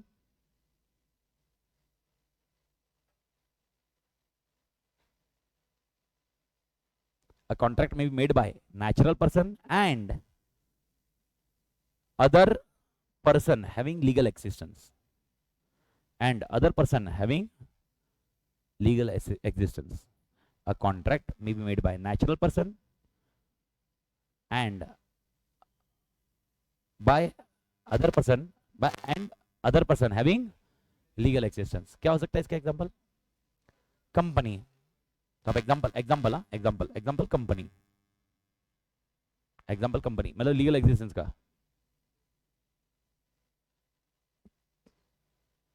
मालिक clear? Okay, अगर आपको याद होगा, अभी मैंने किस्सा बताया आपको, कौन सा वाला किस्सा था? पार्टनरशिप फॉर्म हुई, डिसॉल्व हुई, पार्टनर्स को क्या मिल रहा? एसेट्स मिल रहा। क्या यहाँ पर ये पार्टनर्स को जो एसेट दिया गया, क्या ये सेल्स माना गया? नहीं, क्योंकि इसमें कितनी पार्टी इन्वॉल्व हुई? एक। ये दो पार्टी सेपरेट पार्टीज नहीं है। ओके, ये केस में आया हुआ है। एग्जांपल ज्यादा किस में आया हुआ है? केस। अब एक और एक चीज जो मैंने आपको बताया था, इफ रिमेंबर, मेरे को बताओ, लॉ मेकर जब लॉ बनाता है तो सबसे पहले क्या लिखता है वो? 1 2 3 4 सेक्शन, फिर और एक साथ में क्या होता है? प्रोवाइजो। याद है मालिक? अब इसमें सब चीज तो लिखी नहीं जा सकती यार, ए टू जेड, कभी ना कभी प्लस माइनस हो सकता है। जैसे टू पार्टीज किधर लिखा था सेक्शन 10 में, किधर लिखा है टू पार्टीज, मेरे को बताओ तो सही। ओके आईसीए ने दिया, पर आईसीए ने भी तो कहां से लिया होगा ना, आईसीए ने अपनी मर्जी से दिया तो ना, आईसीए को ऐसे सब दो पार्टी दो, ऐसा नहीं किया, कुछ तो बेस होगा ना, लॉ में नहीं लिखा है फिर क्या। फिर जब ये केस हुआ, मतलब ऐसा हुआ जब जीएसटी ऑफिसर ने पैसे मांगे, तो जिस पार्टनरशिप फर्म से पैसे मांगे वो किधर गई होगी, कोर्ट में। कोर्ट का दरवाजा खटखटाया, जज साहब ये देखो तुम्हारा ऑफिसर काम धंधा नहीं, डिसॉल्व हुआ है, हम दुख मना रहे हैं और ये सारा पैसे लेने की चूज सोच रहा है। जज साहब बोले टेंशन नहीं, शांति रख शांति रख शांति रख शांति रख, बैठ बैठ बैठ जा, पानी पी पानी पी। कैसे बता क्या हुआ, फिर अपन बताए। फिर जज साहब ने बोला ओ सेल्स टैक्स ऑफिसर इधर आ, बैठ। बोला क्या पैसे किससे मांग रहा, बोले सर इधर है, 2 ट्रांजेक्शन हुए ऐसा ऐसा हुआ। ओके थोड़ा सोचा जज साहब ने, सेल्स टैक्स ऑफिसर को बोला donkey monkey get out. Okay 2 party है इधर, पार्टनरशिप और पार्टनर एक ही है, अपने आप को बेचना होता है क्या। ओके सर, किसने बोला, sales tax officer. Okay case dismiss, किसके फेवर में, पार्टनरशिप फर्म। अब इसका रिकॉर्ड बनाया जाता है केस लॉ में। अब आगे ऐसे ही हुआ, एग्जांपल बोल रहा हूं सुनो, अब आगे ऐसा हुआ, इसकी पार्टनरशिप फर्म है, इसके ऊपर जीएसटी वाले ने केस कर दिया, काहे के लिए, डिसॉल्व हुआ, अपने आप को पैसे बेचे, मतलब जो गुड्स दिए, समझा गया। तो इसके ऊपर केस किसने किया, जीएसटी वाले ने। अब ये किस में जाएगा, किधर जाएगा, कोर्ट में। जैसे ही कोर्ट में जाएगा, ये या इसका लॉयर किस केस का बेंचमार्क लेगा, समझ में आ रहा है, वो बोलेगा, लॉयर बोलेगा ओ जज साहब जीएसटी ऑफिसर पागल है, ये देखो, वो केस की बुक निकालेगा, ये देखो सर 2000 में 1988 में ये केस हुआ, इसमें जज साहब ने ये ऑर्डर पास किया, तो इसके ऊपर जीएसटी आ ही नहीं सकता। फिर जज साहब बोलेगा अच्छा थैंक यू, तूने मेरा काम आसान किया, donkey monkey GST get out. समझ में आया। यानी एक तो ये होता है कि अपन लॉ लेते हैं, कौन लॉ लेता है, जज, लेकिन और एक क्या लेता है, जज किसी और जज ने ओके जो केस ऑलरेडी बोला होगा उसी का तो बेंचमार्क ले सकते हैं, ये पॉइंट लिया जाता है, ये इस तरह से किया जाता है। आत्मा क्लियर। ये जो मैंने आपको बताया था ये केस लॉ हुआ है, और हर केस लॉ जब भी होगा तो केस लॉ का नाम होगा, केस लॉ का क्या होगा मालिक, नाम। इंटर में, वैसे फाइनल में आपको self study self based module आएगा लॉ का, इंटर में केसेस बहुत रेस्ट्रिक्टेड है, बहुत कम है, फाउंडेशन में केस लॉ की लिस्ट है। तो आपको एक, जैसे ही अपन ये बुक अपडेट करेंगे तो एक लिस्ट मैं आपको दूंगा जिसमें सारे केस की लिस्ट होगी, पर केस की लिस्ट नाम याद रखना। ओके मैं ज्यादा स्पेशलाइज नहीं करने बोलूंगा, मैं बोलूंगा सिर्फ उसका एक नाम, कभी केस के 2 नाम रहेंगे। 2 नाम कौन थे इधर, अगर आप देखोगे इधर 2 नाम कौन थे, एक कौन लड़ रहा था, पार्टनरशिप फर्म के पार्टनर्स, और एक कौन लड़ रहा था, जीएसटी ऑफिसर। ओके तो केस क्या बनेगा, अभी एग्जांपल लेते हैं। ओके अमित के अगेंस्ट जीएसटी ऑफिसर है, तो केस क्या बन जाएगा, अमित वर्सेस जीएसटी ऑफिसर। अब जीएसटी होता है, इनकम टैक्स होता है, इसको GST officer, income tax officer या सेल्स टैक्स ऑफिसर ऐसे नहीं बोला जाता, उन लोगों को स्टेट का नाम दिया जाता है, तो हमेशा स्टेट का नाम यूज किया जाता है। यानी एग्जांपल ऐसा हो जाएगा, Amit versus state of Maharashtra, अगर महाराष्ट्र है तभी। तो अगर अपन जीएसटी के खिलाफ केस कोर्ट में गए तो Amit versus state of Maharashtra. Okay income tax के खिलाफ गए तो Amit versus state of Maharashtra. यही, क्योंकि भाई हु रिप्रेजेंट, वो जीएसटी ऑफिसर, इनकम टैक्स, ये किसको रिप्रेजेंट कर रहे हैं, स्टेट या government, central, depending on scenario. ये बा मालिक एवरीबॉडी। ओके एक इसमें 2 शब्द और याद रख लो, शायद काम आए शायद ना काम आए, मतलब वो तुमको कितना काम आएगा मेरे को नहीं मालूम। एक शब्द है प्लांटिफ, क्या बोलते हैं मालिक, प्लांटिफ, और एक शब्द क्या है, डिफेंडेंट। ओके एक शब्द क्या बेटा, प्लांटिफ, और एक क्या है, डिफेंडेंट। क्या है डिफरेंस है दोनों में, जज साहब मेरी बात सुनिए, जज साहब कौन है, ये डिफेंडेंट है, प्लांटिफ। और जिसके अगेंस्ट चार्ज लगाते हैं, जिसके अगेंस्ट बोलता है ये गलत है, वो कौन होगा, डिफेंडेंट। यानी जिसने केस किया वो कौन बन जाता, प्लांटिफ, और जिसके ऊपर केस किया वो अपने आप को डिफेंड करेगा ना। नहीं समझा, समझा। तो यानी अगर कल उठ के तुम्हारे दिमाग में आया चलो केस करते हैं, मन किया, नहीं मन तो क्या है, मन का कोई कंट्रोल है क्या भाई, नहीं भाई, अरे मन का कंट्रोल ही नहीं है अपनी जिंदगी में। ऐसे मन बहुत बार बहुत सारी चीजें आड़ी टेढ़ी चीजें करता है मन, और करना भी चाहिए। इंसान का मन है, जाता आता इधर है। मैं भी अपने इसमें ये पॉइंट एकदम क्लियर था भाई लाइफ में। लेकिन पॉइंट ये है, अगर आप कोर्ट में गए तो आपने जब केस किया, आपने मुझ पर केस किया, तो मेरे को बताओ आप क्या बन गए? प्लांटिफ। और मैं क्या बन गया? मैं क्या करूंगा? अपने आप को डिफेंड, और ये मुझे गिल्टी प्रूव करेगा। जी भाई मालिक, प्लांटिफ एंड डिपेंडेंट। ओके, तो मेरे को बताओ केस लॉ मैटर करते हैं क्या? क्यों? रेफरेंस के लिए। यानी आपको एग्जाम में क्वेश्चन कैसा आएगा समझा? अब एग्जाम में क्वेश्चन आएगा, सुन सुन सुन मेरी आत्मा, सुन मेरी बात। क्वेश्चन एग्जाम में आ जाएगा कि भाई एक एबीसी फर्म है, एबीसी फर्म डिसोल्यूशन में गई है और उनके पार्टनर्स को उन्होंने एसेट दिए। अब जीएसटी ऑफिसर बीच में आ रहा है, जीएसटी ऑफिसर ले रहे हैं वो वर्ड, जीएसटी ऑफिसर आ रहा है और बोलता है ये क्या हुआ है? Sales. Okay, comment, this is your case study. तो अब कैसे आंसर लिखोगे मेरे को बताओ? मैं आंसर पूछ रहा हूं, कैसे लिखोगे अभी आप आंसर? सबसे पहले क्या? यस पंटर बोलना। हाँ, पहले हुआ केस लॉ नहीं, अभी ये क्वेश्चन एग्जाम में आया है। मैं तुम्हारे सीए फाउंडेशन दिसंबर 23 के एग्जाम का डिस्कशन कर रहा हूं। हाँ, मैं बोल रहा हूँ एग्जाम में क्वेश्चन आया तो आंसर कैसे लिखेगा मेरे को बता। आंसर कैसे लिखेगा? बस आंसर इसमें हो गया है, मतलब ये समझ ले। मतलब अभी मैं लिखाना बाकी है एक लाइन, वो क्या लिखानी बाकी है? केस लॉ, वो लिखाना बाकी है केस लॉ, जिसमें आंसर आपको मालूम है इसमें दो पार्टी है या एक ही पार्टी है। तो मेरा आंसर कैसे लिखेगा इस केस में?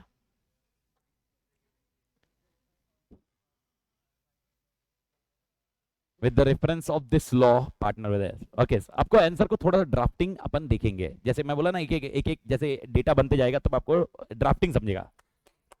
सबसे पहले आप रेफरेंस लिखोगे सेक्शन 10, क्योंकि ये कॉन्ट्रैक्ट की बात हो रही है। तो सबसे पहले सेक्शन 10 आपको रेफरेंस करना होगा। और याद रखना, 3 फॉर्मेट तो अभी से बिठा के रख लो। 3 फॉर्मेट में हमेशा आंसर ड्राफ्ट करना है, 3 फॉर्मेट में आंसर ड्राफ्ट करना है। और आपको मालूम होना चाहिए आपका 60 मार्क का ही लॉ का पेपर है, पूरा टाइम लॉ में मत डालना।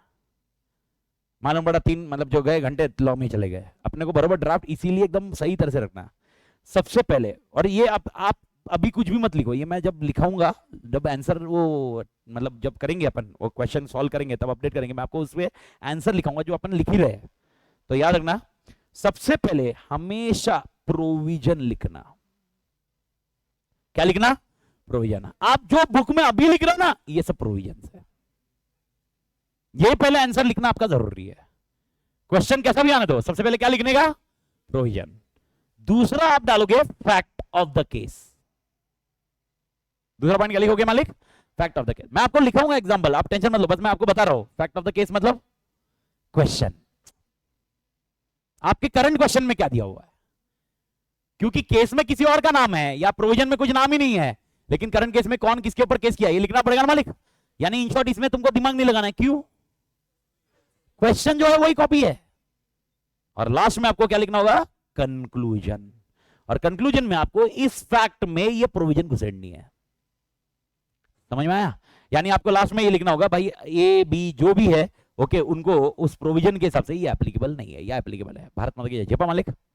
तो हमेशा हर लॉ का आंसर ऐसे ही रखना। आप, मैं आपको बता रहा हूं, देखो राइटिंग, मैंने आपको D1 पे बोला, राइटिंग डिसेंट निकाला करो, ये जरूरी है। लेकिन ऐसा नहीं कि राइटिंग खराब आई तो मार्क्स मिलने वाला नहीं है, पर मार्क्स कट सकते हैं। इंग्लिश लैंग्वेज ऊपर नीचे ओके, कोई प्रॉब्लम नहीं, स्पेलिंग मिस्टेक नहीं चलेगा, मार्क्स कटेगा। ओके, ये पॉइंट आप ध्यान रखिए। और module words matters a lot. आपको जो मैं वर्ड बता रहा हूँ मॉड्यूल वर्ड है, और एक दिन में किधर आता नहीं रे, एक ऐसे ओवर ए पीरियड टाइम पर तू एक आध महीने में तू तोड़ हो जाएगा इसके अंदर, पर मॉड्यूल वर्ड्स ही चाहिए। तो जब आप ये लिखोगे, आप फॉर्मेट बनाओगे, फॉर्मेट का ध्यान रखना, क्योंकि जितना अच्छे से आप ये ध्यान रखोगे उतना अच्छे से आप आंसर लिख पाओगे। ओके, अब मेरा सवाल है, मैंने आपको एक केस स्टडी बता दी, ओके, और मैं अभी इसके नीचे अभी क्या लिखाऊंगा? अभी 2 पार्टीज लिखा है, 2 पार्टीज का पैराग्राफ लिखा आपने, इसके नीचे अभी मैं क्या लिखा रहा हूँ? और एक केस स्टडी। केस स्टडी मतलब कौन सा? इधर की बुक निकाल रहा हूँ, एक कौन सी वाली? सेक्शन नहीं निकाल रहा हूँ, केस लॉ रेफरेंस निकाल रहा हूँ। स्टेट ऑफ गुजरात, क्या रहेगा मालिक? State of Gujarat versus Ramanlal and company, तो केस का नाम है। और ऐसे मैंने आपको बताया फाउंडेशन में आपको लिस्ट है केस की। तो वर्स्ट केस, अभी वो पॉइंट है। अब मेरे को पहले बताओ, ये मैं केस लिखा रहा हूँ, ठीक है, लिखाने के पहले मेरे को बताओ आंसर कैसे लिखोगे, जो मैंने आपको बोला। ओके, मैं आपको ऐसे बताता हूँ। Amit sir, Amit, Vinod and Prashant, okay, were having a partnership firm, partnership firm was dissolved, okay, the assets of the partnership firm was distributed between Amit, Vinod and Prashant. GST officer okay alleges that, alleges मतलब उन्होंने इल्जाम लगाया है कि यहाँ पर there is a sale by partnership firm which is given to their partners. Comment, बस ये सवाल. अब इसका आंसर कैसे लिखोगे? सबसे मैंने आपको क्या बोला, पहले कैसे लिखोगे? Provision facts. Everybody clear? अब इसके साथ में और एक चीज देखनी होगी, मार्क्स. कितने मार्क्स का आता है? यही सवाल 4 मार्क का भी आ सकता है, 2 मार्क का भी है. परमानेंट कॉम्बिनेशन पेपर पैटर्न में अभी डिस्कस नहीं कर रहा हूं, और रिलेटिवली इसलिए नहीं डिस्कस करता क्योंकि बहुत बार है ना फिर पेपर पैटर्न के हिसाब से तुम घुस जाते हैं. पर यूजुअली इसका आंसर कैसे लिखेगा, अभी मेरा सवाल ये है. अब मेरे को बता क्या करेगा, तो इस केस में आंसर बता. 4 मार्क का आंसर तेरा फुल आंसर ही है. सबसे पहले तू क्या लिखेगा? सेक्शन 10. सेक्शन 10 याद है 3 लाइन का आंसर. सेक्शन 10 वैलिड कॉन्ट्रैक्ट क्या होगा? इधर पॉइंट क्लियर?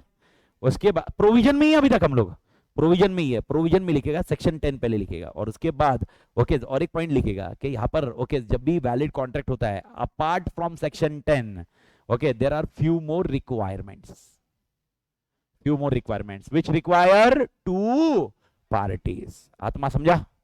ओके फिर प्रोविजन पे ही अभी तक, फिर लिखेगा state of Gujarat versus Ramanlal.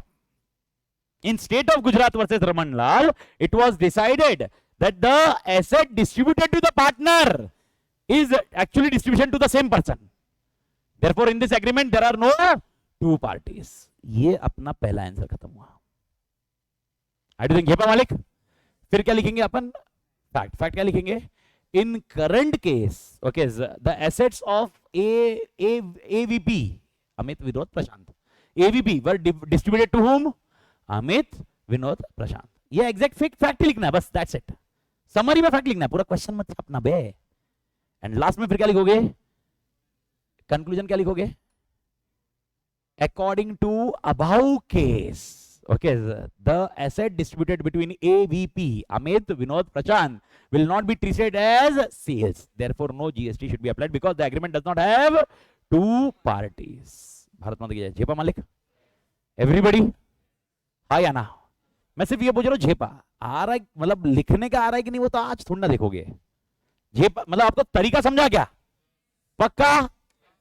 तो अपन अभी जो लिख रहे हैं ये मतलब ये लॉ का ओके अभी जो लिखेंगे वो क्या है? लॉ के केसेस. क्या ये काम आते हैं? यस. खाली इसी पे क्वेश्चन आ सकता है जैसे मैंने अभी आपको बताया. ओके नेक्स्ट लाइन में लिखिए.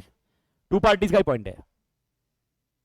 2 पार्टीज का पॉइंट है. इन IN 2 पार्टीज का ही पॉइंट है. फर्स्ट पॉइंट में लिख रहे अपन, ओफू नहीं है, केस है. इन स्टेट ऑफ गुजरात वर्सेस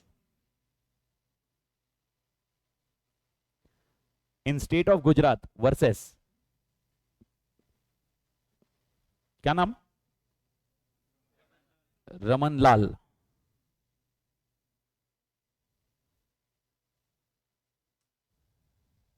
अरे पंटर तो क्या लिखा? 2 पार्टीज कॉन्ट्रैक्ट. स्टार्ट कैसे किया तुमने? देना एक मिनट. तुम्हारा पहला पॉइंट मैं वापस बोल रहा हूँ, सेकंड पॉइंट चल रहा है. सेकंड में आपने 2 पार्टीज लिखा. 2 पार्टीज का मैं अपने मसाला लिखा, एक पैराग्राफ 4 लाइन का, वो एंड हो गया. उसके नीचे के लाइन में क्या चालू किया? एग्जाम्पल कंपनी लिखा अपन ने. कंपनी का एग्जाम्पल डॉट होने के बाद नेक्स्ट लाइन चालू किया. नेक्स्ट लाइन में क्या लिखा? इन स्टेट ऑफ गुजरात. ऐसे ही लिखा ना? 2 पार्टीज कॉन्ट्रैक्ट ऐसा मत लिखना. मैं बोल रहा हूं 2 पार्टीज कॉन्ट्रैक्ट का ये पॉइंट है. तो आप स्टार्ट कैसे करोगे? इन स्टेट ऑफ गुजरात. स्टार्ट ऐसे करोगे, state of Gujarat versus Ramanlal and company. Ramanlal and company comma when partnership firm was dissolved. When partnership firm was dissolved, online वाले बराबर लिख रहे हैं. When partnership firm was dissolved, comma आगे वाले आंसर इजी है. थोड़ा सा इंग्लिश बताओ तुम मेरे को. अभी क्या लिखोगे आप इसमें? When partnership firm was dissolved, comma क्या किया था? Assets were distributed between partners. When partnership firm was dissolved, comma इधर स्पेलिंग की तो जरूरत नहीं ना मालिक. Okay assets were distributed among the partners distributed among the partners, among partners, comma, कौन पिक्चर में आया? गुंडा, गुंडा मतलब ऐसा ये वाले पॉइंट पे, sales tax, comma, sales tax officer wanted to tax this transaction, comma, sales tax officer, sales tax officer wanted to tax this transaction, मतलब क्या चाह रहा था वो बोल रहा था इस ट्रांजैक्शन पे हमें गवर्नमेंट को कुछ पैसा दो।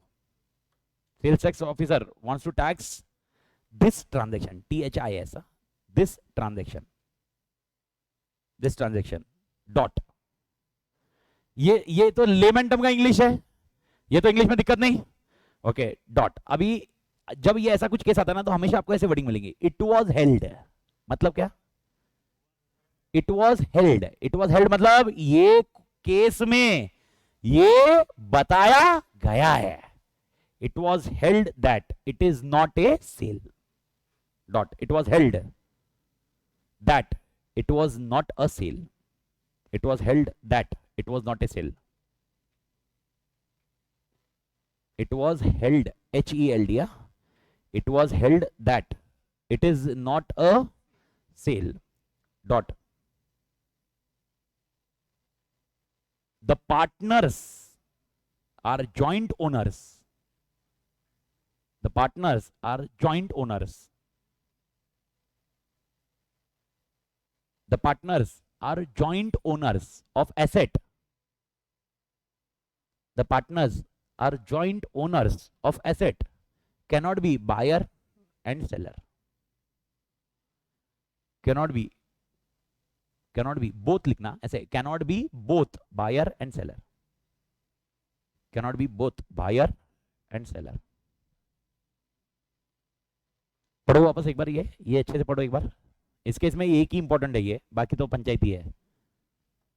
पढ़ो, state of Gujarat versus Raman Lal and company, highlight करने का उसको, एग्जाम में नहीं।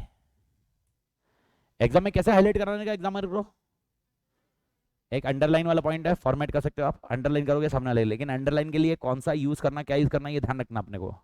अपन कोई भी पेन वेन ये सब कुछ भी करते मत बैठना, आपके ऊपर रेस्ट्रिक्शन है, अपने को ध्यान रखने होंगे, अपने जो कंट्रोल मैकेनिज्म है, नॉर्म्स है, वो ध्यान रखने पड़ेगा। There is a usage of pen, you can not use any colour pen, okay, ये आपके ऊपर रेस्ट्रिक्शन होंगे, ओके, आपके रेस्ट्रिक्शन है ये, अपन मतलब अगर कभी एक दिन रहा उस दिन डिस्कस कर लेंगे, मतलब तुमको अगर ऐसा ये रहा तो रेस्ट्रिक्शन है, इंस्टीट्यूट को वैसा ही चाहिए और वही फॉर्मेट में चाहिए, याद रखो, थोड़ा इंस्टीट्यूट का सुनो, इंस्टीट्यूट अपनी माई बाप है, ओके। तो सर अगर मैंने वैसे फॉर्मेट में नहीं लिखा या वैसा कुछ किया तो ओके, जीरो नहीं, आपका marks are withheld, marks are withheld मतलब आपको रिजल्ट ही नहीं दिया जाएगा, नहीं है। फिर बहुत सारी मगजमारी करनी पड़ेगी, फिर इधर या तो विनोद सर, प्रशांत सर, फिर कुछ ऐसा ऊपर रेफरेंस लगा, वो भी गलती से, ऐसा इंस्टीट्यूट आसानी नहीं करती। एग्जाम्पल किधर भी ओम या ऐसा कुछ लिखने का नहीं, वो उसका इंटेंशन क्या है, उसका इंटेंशन है आप एग्जामिनर को बता रहे हो, आपके कोई पहचान में एग्जामिनर होगा, उसको बता रहे हो मैंने ऐसा लिखा हुआ है, तू ढूंढ लेना, ओके। तो इसीलिए आपके कोई मार्क नहीं होने चाहिए, दूसरे साइड वाइड में कुछ भी नहीं होना चाहिए, आपका आंसर प्रॉपर लिखा होना चाहिए, ये सब चीजें बहुत इंपॉर्टेंट रहती है, नहीं तो आपका रिजल्ट विथहोल्ड हो जाता है।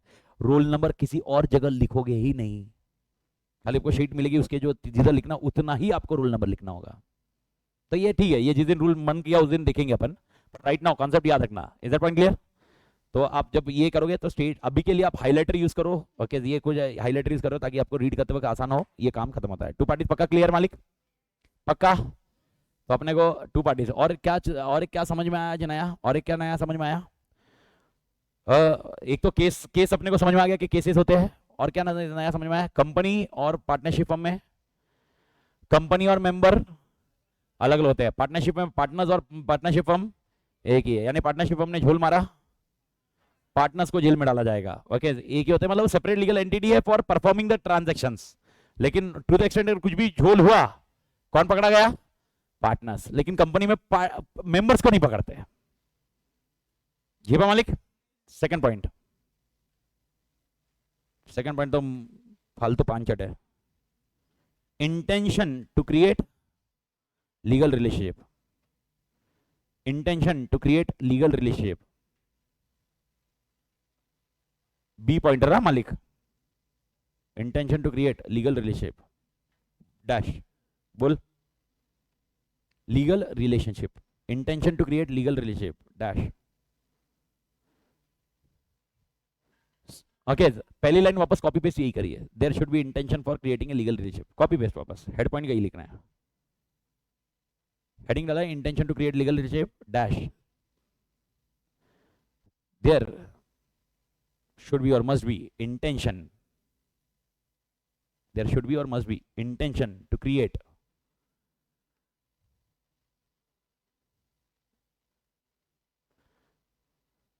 intention to create क्या बेटा, लीगल रिलेशनशिप।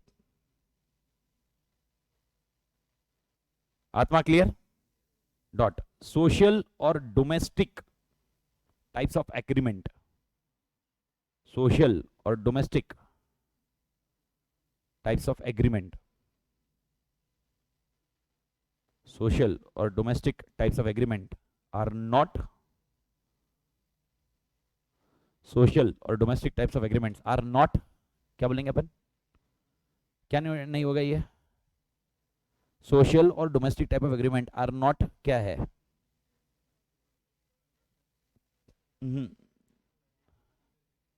are not क्या वर्ड क्या यूज करोगे, वैलिड नहीं,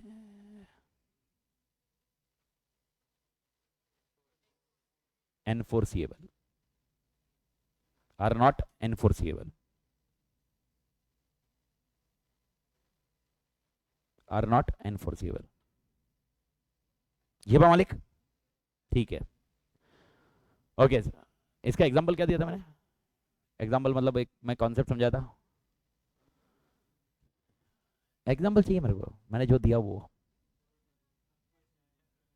नहीं नहीं मेरे डैड का ढाई भाई का कुछ नहीं बताया इधर मैंने, मेरे डैड का और भाई का नहीं रे, ऑस्ट्रेलिया कौन गया था ऑस्ट्रेलिया, मैं, और मैंने किसको बोला था, प्रॉमिस किया था, wife, husband promise wife, okay इसके भाई मैं तेरे को मेंटेनेंस चार्जेस दूंगा, और वो बाद में भूल जाता है, क्या वाइफ कोर्ट में जा सकती है, नहीं, ओके नेक्स्ट लाइन में डालो, इन बेलफोर BALFOUR वर्सेस क्या होगा,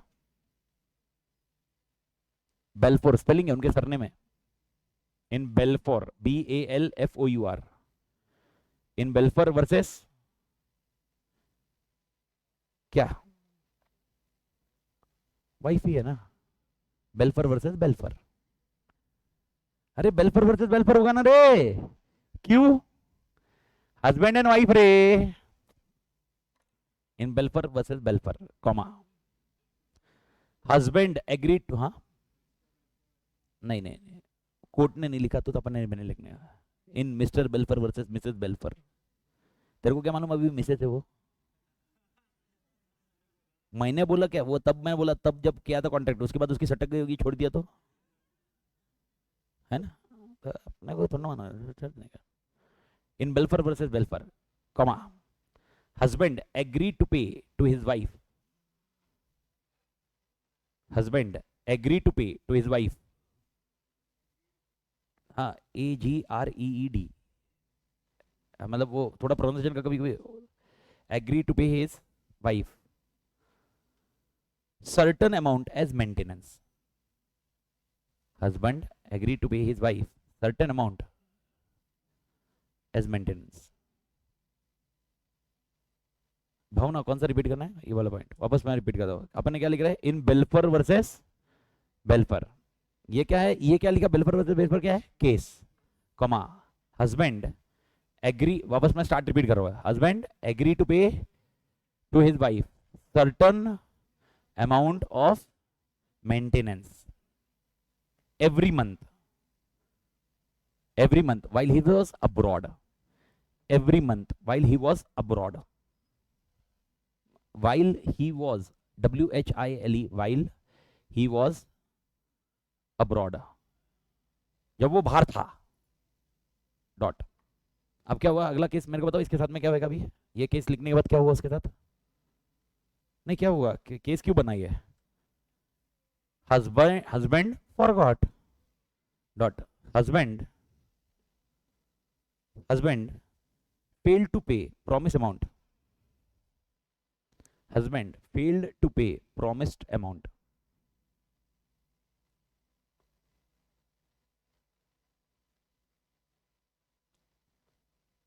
Dot. Wife. Dot. Wife sued him. SUED. Wife sued him. Sue करना. Wife sued him for the recovery of amount. Sue मतलब case. Wife sued him for the recovery of amount. Dot. It was held.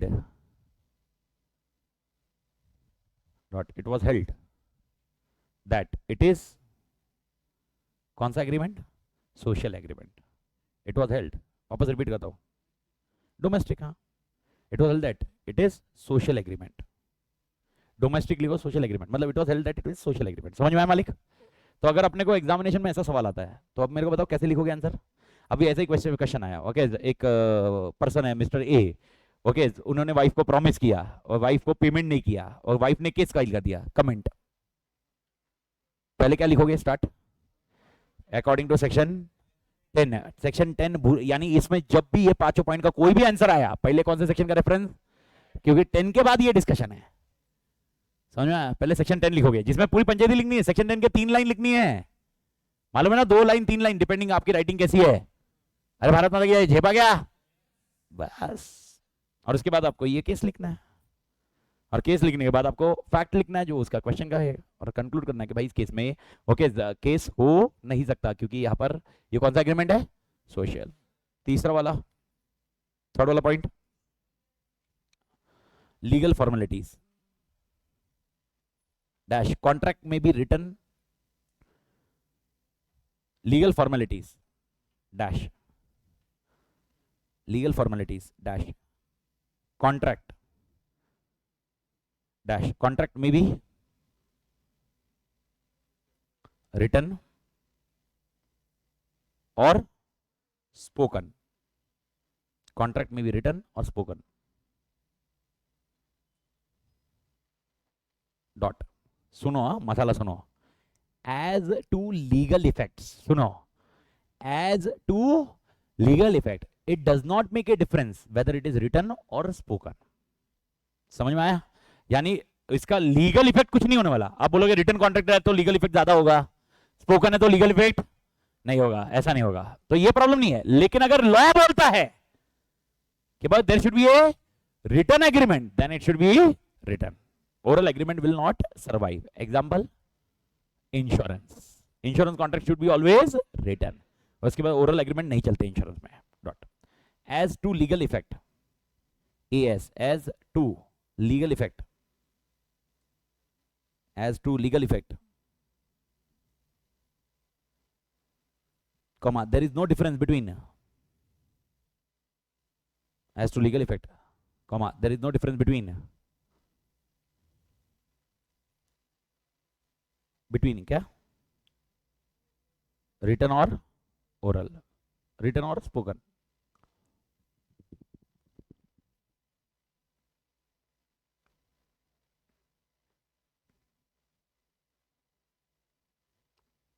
Dot.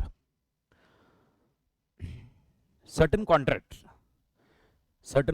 may require. Certain contract may require written agreement to make it enforceable. Certain contract may require क्या बेटा? Written agreement to make it enforceable.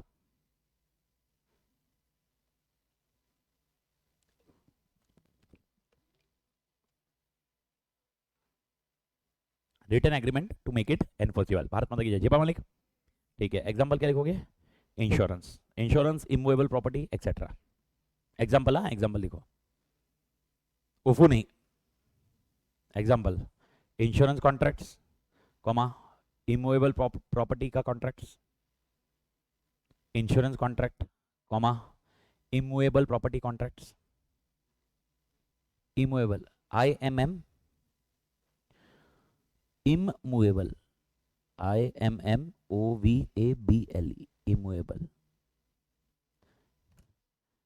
Immovable property मतलब क्या होती है? Land, buildings, flats. हमारे को flat का oral agreement चलेगा। अभी एग्जांपल थोड़ा थॉट प्रोसेस लगाओ। अब फ्लैट का है, मैंने विनोद सर से ओरल एग्रीमेंट कर लिया, ओके, सब कुछ हो गया, मैंने पैसे दे दिए और मैंने ले लिया। क्या विनोद सर मुझे इधर से निकाल सकते हैं? यस। क्यों? रिटर्न एग्रीमेंट उनके पास है। गवर्नमेंट बोलेगा भाई बता लिखा किधर है, ये ओरल नहीं चलता। ऐसा ओरल होता तो कब का कुछ बहुत कुछ हो जाता। ओके, मार्स की भी प्रॉपर्टी डिस्ट्रीब्यूट हो जाती है, मार्स, जुपिटर सबके पास हो जाती है। ये पॉइंट रहेगा। आत्मा क्लियर? चौथा और पांचवा, चौथा पांचवा पॉइंट है सर्टेनिटी। सर्टेनिटी, चौथा पॉइंट सर्टेनिटी। और दूसरा वर्ड क्या है? नॉट वेग। सर्टेनिटी, नॉट वेग और नॉट वेग डैश। इसका एक ही लाइन लिखो, the agreement must be certain and not vague. The agreement must be certain and not vague. The agreement must be certain and not वेग।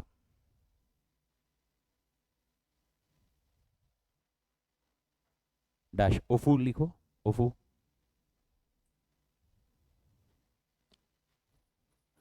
A promise to be, a promise to be, to sell 100 tons of oil. A promise to be, to sell 100 tons of oil. A promise to be, to sell 100 tons of oil. Dot. Problem क्या है इसमें? आगे problem क्या है इसमें? Which oil? Which oil? Hair oil, cooking oil, शिंगदाना oil, okay, तुअर दाल ऑयल, अरे मतलब जो जो ऑयल है, समझ में आएगा मालिक? डॉट। Okay, dash. क्या लिखोगे इसमें? It is not N valid contract because which kind of oil is missing? It is not a valid contract because which kind of oil is not is missing?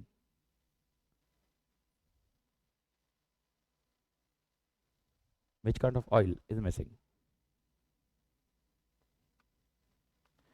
एक और एक ओफू लिखो। Lease पता है, सुना है लीज? लीज पे देते हैं लीज। क्या होता है लीज पे देना? रेंट एग्रीमेंट जैसे ही होता है, बस लीज खाली थोड़ा लंबा होता है। ओके, लिखो और मेरे को बताओ क्या सही है कि नहीं है। A agree to lease his property to be, A agree to lease his property to be,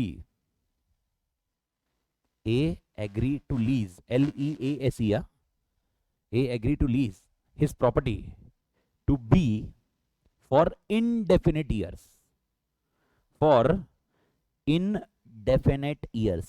indefinite बोलो या आप जैसे आप प्रोनाउंसिएशन करो, indefinite years डॉट।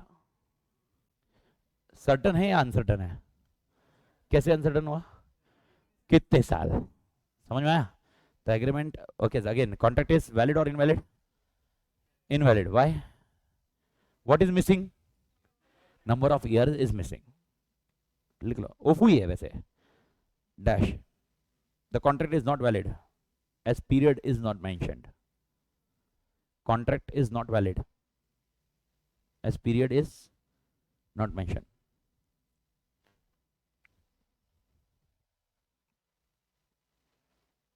आखिरी पॉइंट, जादू, जादू, पॉसिबिलिटी ऑफ परफॉर्मेंस। पांचवा एंड आखिरी point, possibility of performance.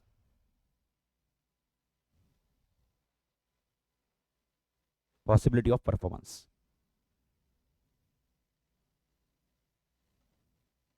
Any contract to do impossible act, possibility of performance dash, any contract to do impossible act, any contract to do impossible act cannot be enforced, cannot be enforced, ENFORCED, FORCED, enforceable का enforced. Okay वापस बोल रहा हूँ, वापस repeat कर रहा हूँ। Okay any agreement to do, कौन सा act? Impossible act. Any agreement to do impossible act cannot be enforced. Any agreement to do impossible act cannot be enforced. Bharat माता की जय। झेपा के मालिक, इसका ओफू जादू, वो अपने हिंदी में लिखो तुम। Okay to bring treasure by magic,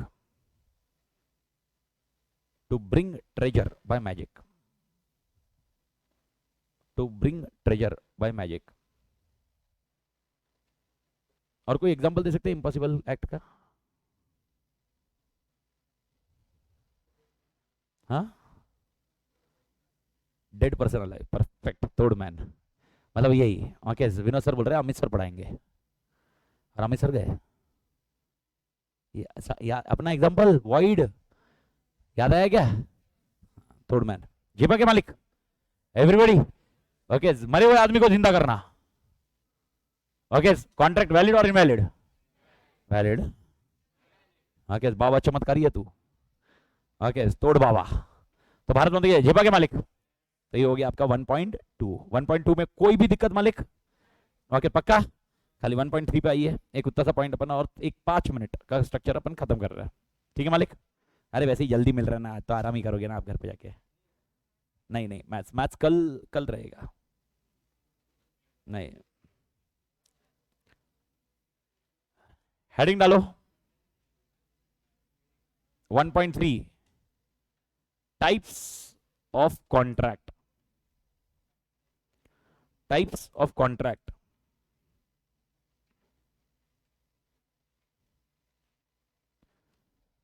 types of contract दिया हेडिंग। तो सब लोग सबसे पहले देखो ऐसे बनाओ। ओके जो अपन ने बनाया था उस दिन याद होगा तो। ओके आप टाइप्स ऑफ कॉन्ट्रैक्ट, ये पहले हेड पॉइंट बना रहे हो, टाइप्स ऑफ कॉन्ट्रैक्ट। स्क्रीन पे देखो, आप इस तरह से करोगे, ये 3 पार्ट बनाओगे। कुछ याद आया? ओके इधर क्या लिखोगे? बेस्ड ऑन एनफोर्सिएबिलिटी, एनफोर्सिएबिलिटी,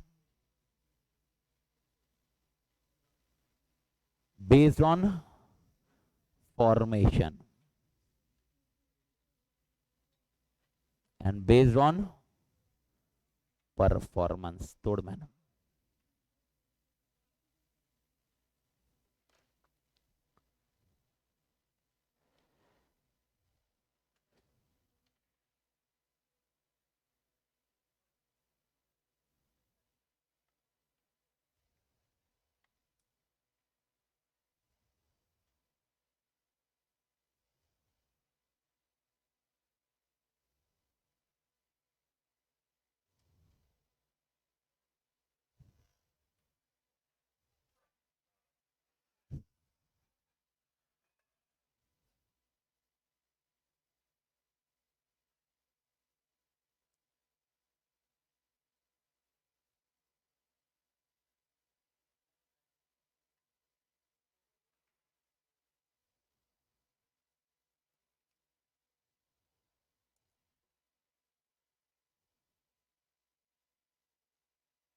कितने?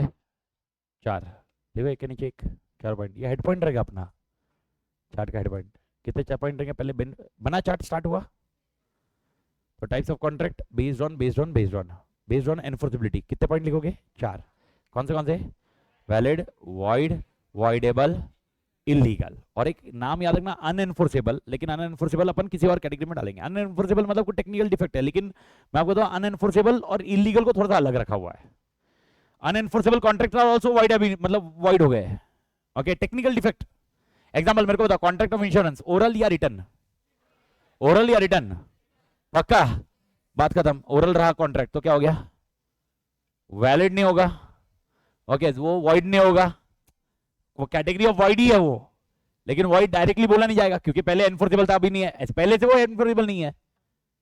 अच्छा मैं वापस बोल रहा हूँ, वापस सवाल पूछ रहा हूँ मैं। मेरे को बताइए, आप सोच समझ बताइए, give me a good answer मालिक। मेरे को बताइए भाई यार, कॉन्ट्रैक्ट राइटिंग में होना चाहिए या ओरल होना चाहिए इंश्योरेंस का? किसने बोला ये? लॉ, कौन से लॉ ने? IRD है, इंश्योरेंस का जो भी ये लॉ है, ठीक है। अब मेरा पॉइंट है, मेरा ओरल कॉन्ट्रैक्ट है इंश्योरेंस के साथ, तो मेरे को बताओ क्या है ये, वैलिड है? पक्का ना? ओके, क्या ये वॉइड है? टेक्निकली बात करें तो अभी वॉइड ही है, क्योंकि ये एनफोर्सेबल नहीं होगा, लेकिन वॉइड की कुछ कैरेक्टरिस्टिक मिसिंग है इसके अंदर।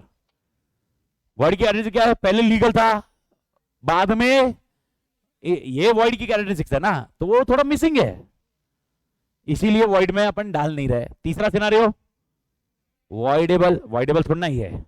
और लास्ट पॉइंट इलीगल, क्या इलीगल है कह रहे? नहीं, इसीलिए और एक नाम दे दिया है अनएनफोर्सेबल, जबकि इसकी वैलिडिटी आपको मैं बताऊं इसके जैसी है। किसके जैसी है? वॉइड, लेकिन एक एडिशनल कैटेगरी रखी हुई है। इसके नीचे 4 और एक 5, मतलब पांचों के पांचों लिख के रख लो एक बार के लिए। वैलिड, दूसरा वॉइड, तीसरा वॉइडेबल, चौथा पॉइंट इलीगल, इलीगल, और पांचवा पॉइंट अनएनफोर्सेबल।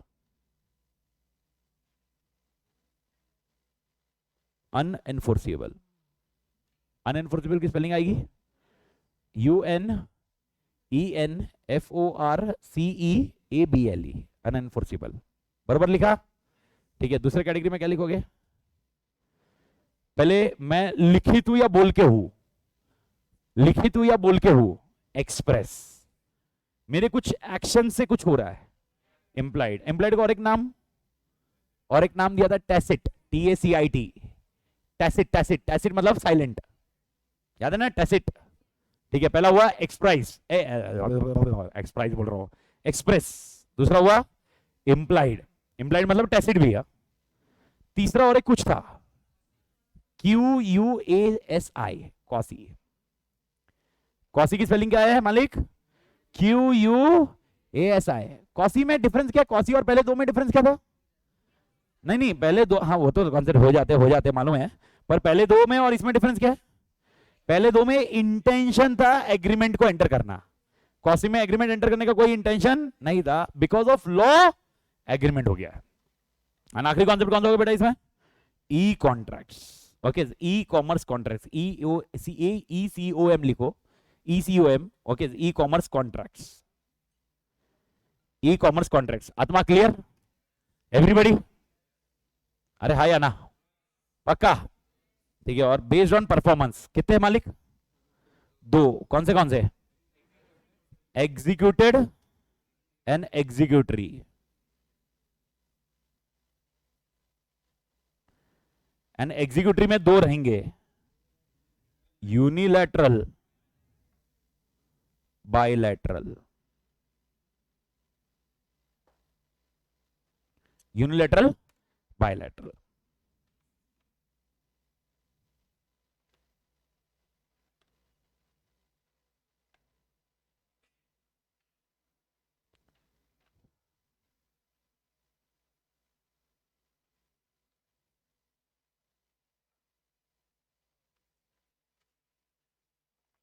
ये मालिक? ठीक है। Okay, to be very precise, okay, ये कॉन्सेप्ट है with respect to our contracts. Okay, इसको मैं अभी लिखने के ऊपर मैं थोड़ा सा अल्प विराम दे रहा हूँ, लिखने के ऊपर अपन का प्रक्रिया है, तो मेरे ख्याल से अभी आपका पहला सेट, आपको एक पहला सेट का कॉन्सेप्ट समझ में आ गया। स्क्रीन पे देख लो एक बार, पहले सेट की बात करता हूँ। सबसे पहले अपन ने बेसिक्स देखा, बेसिक्स में अपन ने एग्रीमेंट क्या होता है, कॉन्ट्रैक्ट क्या होता है वो समझा, ओके, डेफिनेशन समझे, पंचायती थी। सेकंड अपन ने समझा एसेंशियल्स ऑफ वैलिड कॉन्ट्रैक्ट, जिसमें 2 आंसर पढ़े, जिसमें सेक्शन 10 पढ़ा और उसके अलावा ओके ICI के पॉइंट्स पढ़े। तीसरा सिनेरियो अपन ने टाइप्स ऑफ कॉन्ट्रैक्ट देखा, जिसमें अपन ने पढ़ लिया, लिखना बाकी है। एक आध 2 पॉइंट और डिस्कशन में आपने देखा होगा, लिखते लिखते केस लॉ आ जाए, ओके, तो एक आध 2 पॉइंट आ सकते हैं, बट लेकिन लॉजिकली टाइप्स ऑफ कॉन्ट्रैक्ट का कॉन्सेप्ट अपने को समझा कि वैलिड होता है, वॉइड होता है, फिर क्या होता है, वॉइडेबल होता है, फिर इलीगल होता है और अनएनफोर्सेबल। ठीक है, पर वही मैंने बताया अनएनफोर्सेबल वॉइड के जैसे ही जाता है। ओके, दूसरा सिनेरियो होता है express, implied, posse contracts, and और एक होता है ई-कॉम, ई-कॉम मतलब साइबर कॉन्ट्रैक्ट्स। तीसरा सिनेरियो आप जो जाते हो, that is called based on performance, जिसमें आपके 2 आते हैं, एग्जीक्यूटेड एंड एग्जीक्यूटरी। आत्मा क्लियर? ओके, अब ये सवाल तो अपने लिए काम खत्म हो जाता है, ये पहला वाला पॉइंट। दूसरा पार्ट आता है ऑफर एंड एक्सेप्टेंस, जिसकी थोड़ी सी पंचायती अपन आज कर लेते हैं, जिसका बेस मैं रेडी कर देता हूं। पहले बात करते हैं ऑफर, दूसरा बात करते हैं एक्सेप्टेंस। एक 5 मिनट बहुत अच्छे से ध्यान दीजिए मेरे पास। ओके, प्रॉमिस मतलब क्या माना गया था? प्रॉमिस मतलब माना गया था कि किसी बंदे को मैंने प्रपोजल रखा और उसने अपना असेंट दिया, अब मेरा सवाल है प्रपोजल मतलब क्या या ऑफर मतलब क्या? जब मैं प्रपोजल रखूंगा या ऑफर रखूंगा उसका इंटरप्रिटेशन क्या जाएगा लॉ में? Okay, what is the meaning of offer और what is the meaning of proposal as such? Okay, बोलना मत आपने प्रपोज किया, नहीं मैंने टिल डेट, मतलब ऐसा there is no concept of proposal as such. Okay, तो क्या क्या कॉन्सेप्ट है वो? ऑफर एंड प्रपोजल को कैसे डिफाइन किया जाता है मालिक लॉ में?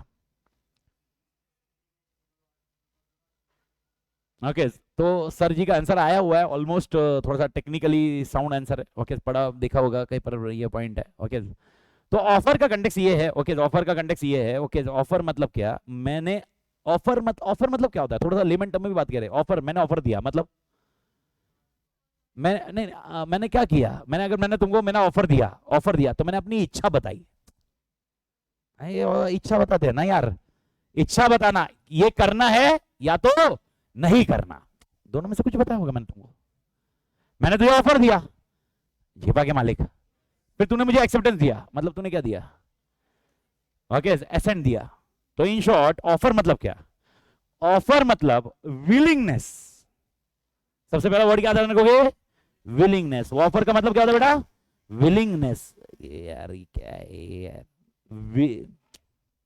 एक second, willingness, willingness to do और अब्सटेन। अब्सटेन मतलब दूर रहना, नहीं करना।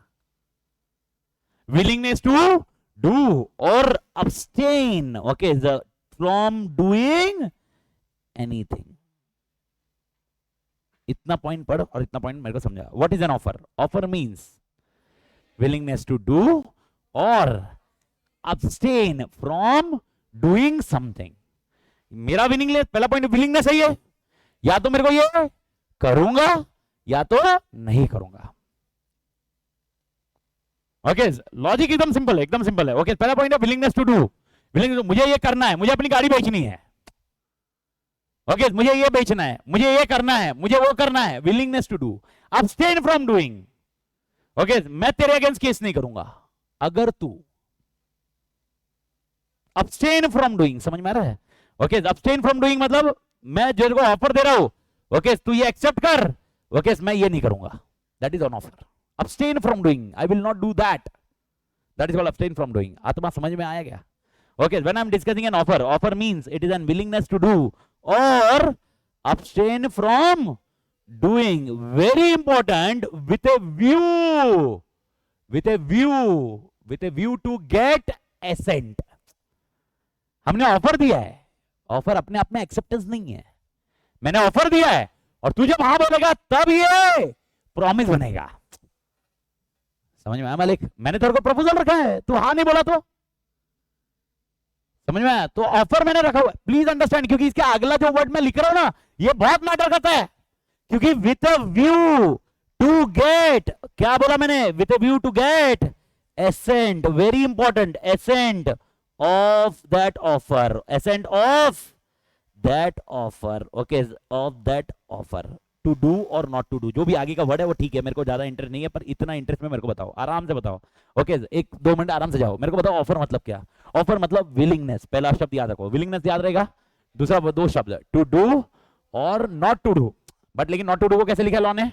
Abstain from doing. ओके, अब ये मैंने ऑफर दिया, लेकिन इसमें इंटेंशन क्या मेरा? विलिंगनेस तो मैंने बता दिया, लेकिन विलिंगनेस बताया, क्यों बताया? With view to get a assent. Okay, समझ में आया? To get view, to with view to get an assent of that offer. जो मैंने आपको ऑफर दिया उसका मुझे क्या चाहिए? एसेंट, तब जाके वो ऑफर होगा। खाली willingness is not an offer, willingness is not an offer. Willingness के साथ में मुझे और क्या चाहिए सामने वाले से? एसेंट। अब जब ये रहेगा तब मैं इसको ऑफर मानूंगा मालिक, तब तक ऑफर नहीं मानूंगा। आप बोलोगे सर मेरा विलिंगनेस है, ओके, तेरे एसेंट के लिए नहीं रुका, एसेंट का डिस्कशन ही नहीं है। ओके, इसको ऑफर नहीं बोलेगा। मैं बोल रहा सर ये बॉटल, ओके भाई अमित तादर ने पानी पिया है, 5 लाख रुपया। ओके, समझ में आया? तो अभी ये बोल रहा है सर 5 लाख 5.5 लाख देने को रेडी हो, ओके दे दो। मैं बोला बक नहीं देने का। अब ये कोर्ट में नहीं जा सकता कि भाई यार सर ऑफर दिया था, मैंने एक्सेप्टेंस कर लिया। नहीं, मैंने ऑफर नहीं दिया था, मैंने बेस प्राइस बताया। मेरा इनविटेशन टू ऑफर था, मैं तेरे से मैं तेरे से खेल, मेरा व्यू तेरे से एसेट लेना नहीं था, तू और कितना दे सकता है ये पूछ रहा था मैं तेरे से। जब कभी आपको गुड्स दुकान में मिलते हैं, ओके, आपको दिख रहा है ये गुड्स है, वो क्या है, ऑफर या इनविटेशन टू ऑफर? ऐसा है, आप जाके पूछ लो, okay that is not an offer. जब वो shop customer view to sell है, वो बताएगा हाँ भाई ये गुड्स इतने में बेचूंगा, बात खत्म, जब जाके वो क्या बनेगा, ऑफर। ऑफर और इनविटेशन टू ऑफर में बहुत फर्क होता है मालिक, please do make it sure, ये अंडरस्टैंड करिए। एक छोटा सा एग्जांपल बताओ, अभी आपको शेयर शेयर कंपनीज में क्या मिलता है, शेयर कंपनीज में क्या मिलते हैं, शेयर्स, एवरीबॉडी क्लियर?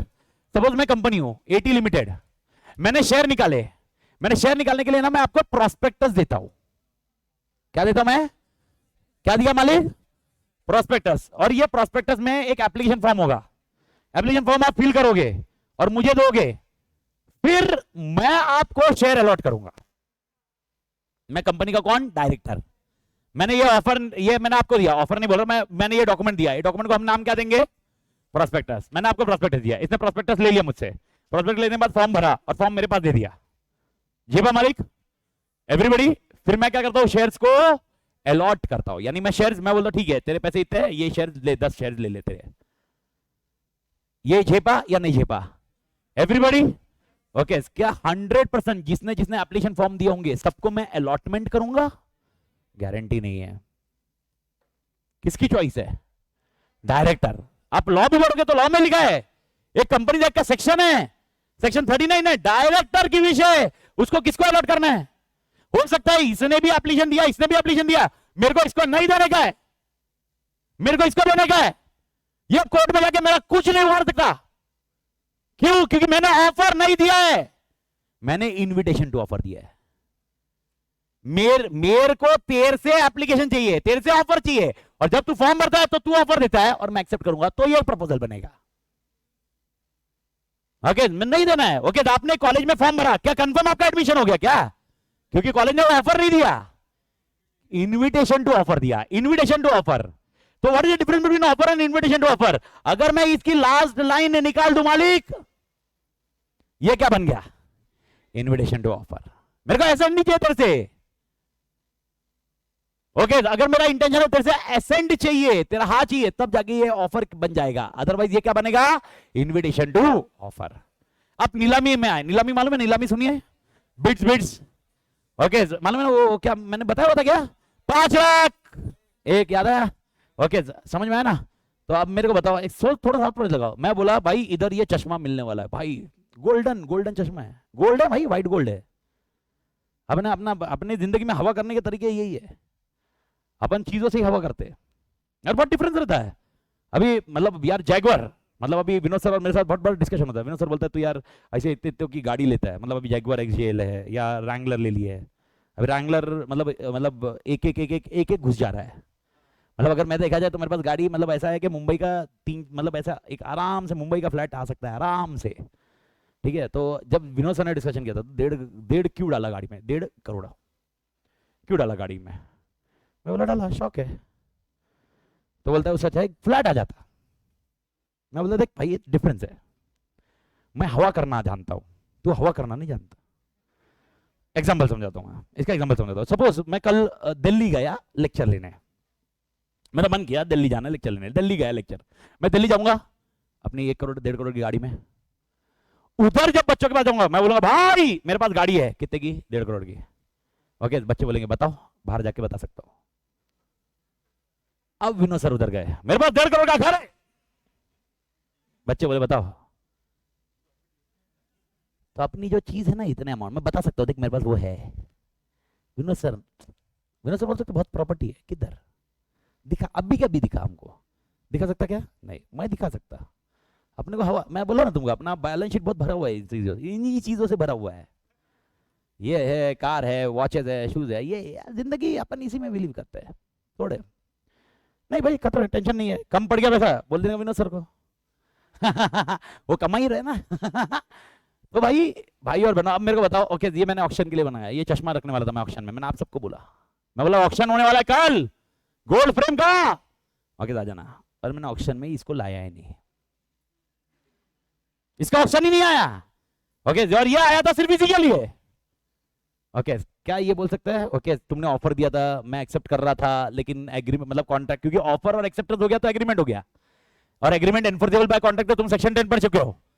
तो इधर ये बोल सकता है कि ऑफर किया था, ओके तुमने ऑफर वापस ठुकरा दिया, ठुकरा के मेरा प्यार इंतकाम देखेगी, ऐसा कुछ था क्या? नहीं, क्योंकि ये मेरा ऑफर था ही नहीं, ये मेरा क्या था? Invitation to offer. मैंने बोला भाई ये कल मैं बेचने वाला हूं, कंफर्म नहीं है, मैं बेचूंगा। जी मालिक, इसी चीज को क्लियर करना ये है आपका थर्ड पोर्शन, ओके जिसके अंदर अपन यही चीज पे बात करेंगे। तो मेरा सवाल है ओके ये ऑफर वाला पॉइंट, ओके जिसमें ये, और पहला वाला एसेंशियल तो 5 आंसर है, एसेंशियल ऑफ ऑफर तो 2 मिनट का आंसर नहीं है। Essential of offer, essential of valid offer अपने लिए इंपॉर्टेंट है, क्योंकि अभी आप समझ चुके हो कि अगर वो ऑफर और इन्विटेशन ऑफ ऑफर रहा तो अलग अलग हो जाएगा। नहीं समझा? समझा एवरीबॉडी? तो मेरे को बताओ ऑफर मतलब क्या? To do or to abstain from doing something with view to obtain an assent. If I am not having any view to obtain an assent, it is invitation to offer. Which is bounding for me? Offer. Which is bounding for me? Offer. Which is not bounding on me? Invitation to offer. यानी example मैं समझा रहा हूं, समझ रहा छोड़ो। अगर मैंने ऑफर दिया और तुमने एक्सेप्ट किया, बाद में मैं मुकर नहीं सकता, झेपा मालिक। लेकिन अगर मैंने इन्विटेशन टू ऑफर दिया, तुमने एक्सेप्ट किया, पर एक्सेप्ट कर ही नहीं सकते क्योंकि मैंने क्या नहीं दिया था?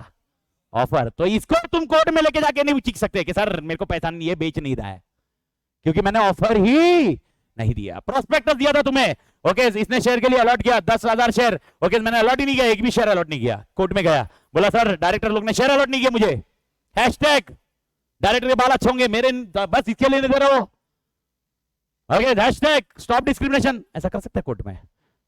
जज साहब बोलेंगे donkey monkey get out. Okay भाई उसने ऑफर नहीं दिया तेरे को, इनविटेशन था, उसको एसेंट नहीं चाहिए था उसको। उसने जब ये फॉर्म दिया तो उसको ये नहीं था कि तू फॉर्म देने वाला है, तू जब फॉर्म दिया तो एक्चुअली तूने ऑफर किया कि मैं क्या खरीदना चाहता हूं? शेयर्स, और मैं हाँ बोलूंगा मतलब मैं एसेंट दूंगा।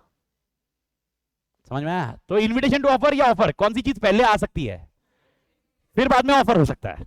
यानी what is an intention of invitation to offer? What is my intention if I give you invitation to offer? What is my intention बेटा? To get an offer. नहीं समझा? समझा? तो invitation to offer is basically an intention to get an, then I will decide whether to accept और not. And what is an offer? Which I am waiting for your assent. ये मालिक, और एक बार तुमने ऑफर किया उसके बाद मुकर नहीं सकते। इसका दूसरा एग्जांपल बताता हूं। मैंने ये प्रोस्पेक्टस दिया, इसने एप्लीकेशन दिया, मैंने 10,000 दिए, मैंने 10,000 शेयर दिया, अब ये बोलता मेरे को नहीं चाहिए। अब मैं कोर्ट में लेके जा सकता इसको, क्योंकि इसने मुझे क्या दिया था? ऑफर। मैंने एक्सेप्ट किया लेकिन अब ये मना कर रहा है। आई डोंट थिंक समझ में कुछ आ रहा है? डोंट वरी, टेक्निकली पॉलिश होगा वो, एक लेक्चर लगेगा, लेकिन लॉजिक बेस समझ में आता जा रहा है क्या? तो ऑफर और इनविटेशन टू ऑफर। तो अपना मेन पॉइंट क्या, अपने को क्या ध्यान में रखना है? अपन किसके ऊपर कोर्ट में जा सकते हैं, किसके ऊपर कोर्ट में नहीं जा सकते? Everybody clear? नहीं जमा, पक्का? पक्का? तो जिसने ऑफर दिया वो होता है ऑफरर, जिसने ऑफर लिया ऑफरी, ऑफरर ऑफरी, ऑफरर आफरी आफरी आफरी आफरी आफरी आफरी, ऑफरर ऑफरी। समझ में आया मालिक? ओके जिसने एक्सेप्ट किया उसको क्या बोलेंगे अपन? ऑफरी। ओके जिसको हम लोग नाम अगर प्रॉमिसर और प्रॉमिसी बोले, प्रॉमिसर कौन होगा? प्रॉमिसर कौन होगा? जो प्रॉमिस कर रहा है, मतलब क्या कौन? ऑफरर, ऑफरर या offeree? Offerer is promisor and offeree is promisee. जी भाई मालिक? नहीं हाँ ना? पक्का समझा एवरीबॉडी? ओके पक्का ना? तो आखिरी question, last question, last question. देखो मैडम बस ये बता रही कि बॉटल फेंकूंगी अभी, मैडम पूरी कोशिश कर रही है, पूरी कायनात मिला रही है, एक एक एक लास्ट आंसर दे मेरे को, लास्ट आंसर दे तो मेरे को बस। ऑफर हुआ, खाली ऑफर हुआ, क्या कोर्ट में जा सकता है? या एक्सेप्टेंस भी होना चाहिए तो कोर्ट में जा सकता है? तो यानी कोर्ट में जाने के लिए हमें दो चीज चाहिए, ऑफर एंड एक्सेप्टेंस। ओके, मैंने ऑफर किया, तूने ना बोला, मैं कोर्ट में जा सकता हूं? नहीं। मैं कोर्ट में कब जा सकता हूं? जब तूने हाँ बोला, हाँ बोला और उसके बाद मुकरता है, तू या मैं, दोनों कोर्ट में जा सकते हैं। नहीं समझा? समझा? मैं बोला मेरी गाड़ी बेचनी है, वो बोला 2 लाख दूंगा तेरे को, मैं कौन बना? ऑफरर। ये क्या बन रहा है? ऑफरी, यानी प्रॉमिसर, प्रॉमिसी। अब इसने हाँ बोल दिया, मैंने भी हाँ बोल दिया, ओरल कॉन्ट्रैक्ट है। अब मैं बोल रहा मेरे को नहीं बेचनी है, क्या ये कोर्ट में जा सकता है? यस। ओके, ये बोल रहा है मेरे को नहीं खरीदनी है, क्या मैं कोर्ट में जा सकता हूं? यस। ये कब हो सकता है? जब ऑफर को क्या मिलता है? खाली ऑफर, कुछ नहीं कर पाएगा। ओके, और खाली offer is like a gun powder, acceptance is like a match stick, टिचिक डम, देन बिकम्स कॉन्ट्रैक्ट। तो कॉन्ट्रैक्ट के लिए आपको खाली ऑफर नहीं चाहिए, एक्सेप्टेंस और फॉर दैट ऑफर भी चाहिए। भारत माता की झेपा गिरे ये आत्मा। यार लास्ट में नींद आ रहा है थोड़ा? नहीं नहीं पक्का, ठीक है ना? मैं आंखों से ऐसे पूछ रहा हूँ, आंसू आंसू आ रहे हैं। नहीं, उसको किसी की याद आ गई, ऑफर एक्सेप्टेंस। ऑफर किया था यार, रिजेक्टेड।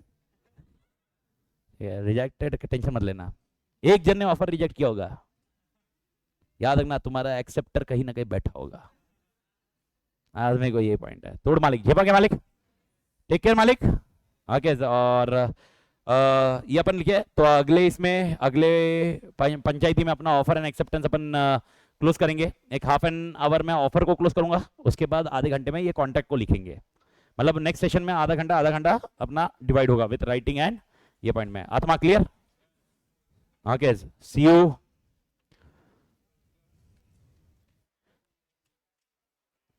हasta la vista।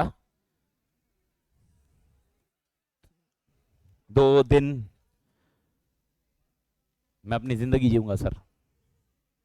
कल मैं अपनी हथकड़ियां तोड़ूंगा, परसों मेरी बेटी के साथ रहूंगा।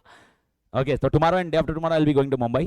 तो सी यू ऑन 26 को मिलते मालिक। और तब तक अच्छे से पढ़िए, तब तक तोड़ मिलते हैं। लेक्चर की छुट्टी नहीं है आपकी, आपका लेक्चर होने वाला है, बस खाली कोई दूसरा सरप्राइज पर्सन है, मतलब अपना यार। अभी आज किसका लिया मैंने? आ जाएगा, लेगा? अच्छा क्या? हाँ हाँ हाँ विनोद सर। अच्छा बोलना पड़ेगा madam Vinod. Take care man. जय हिंद, जय महाराष्ट्र।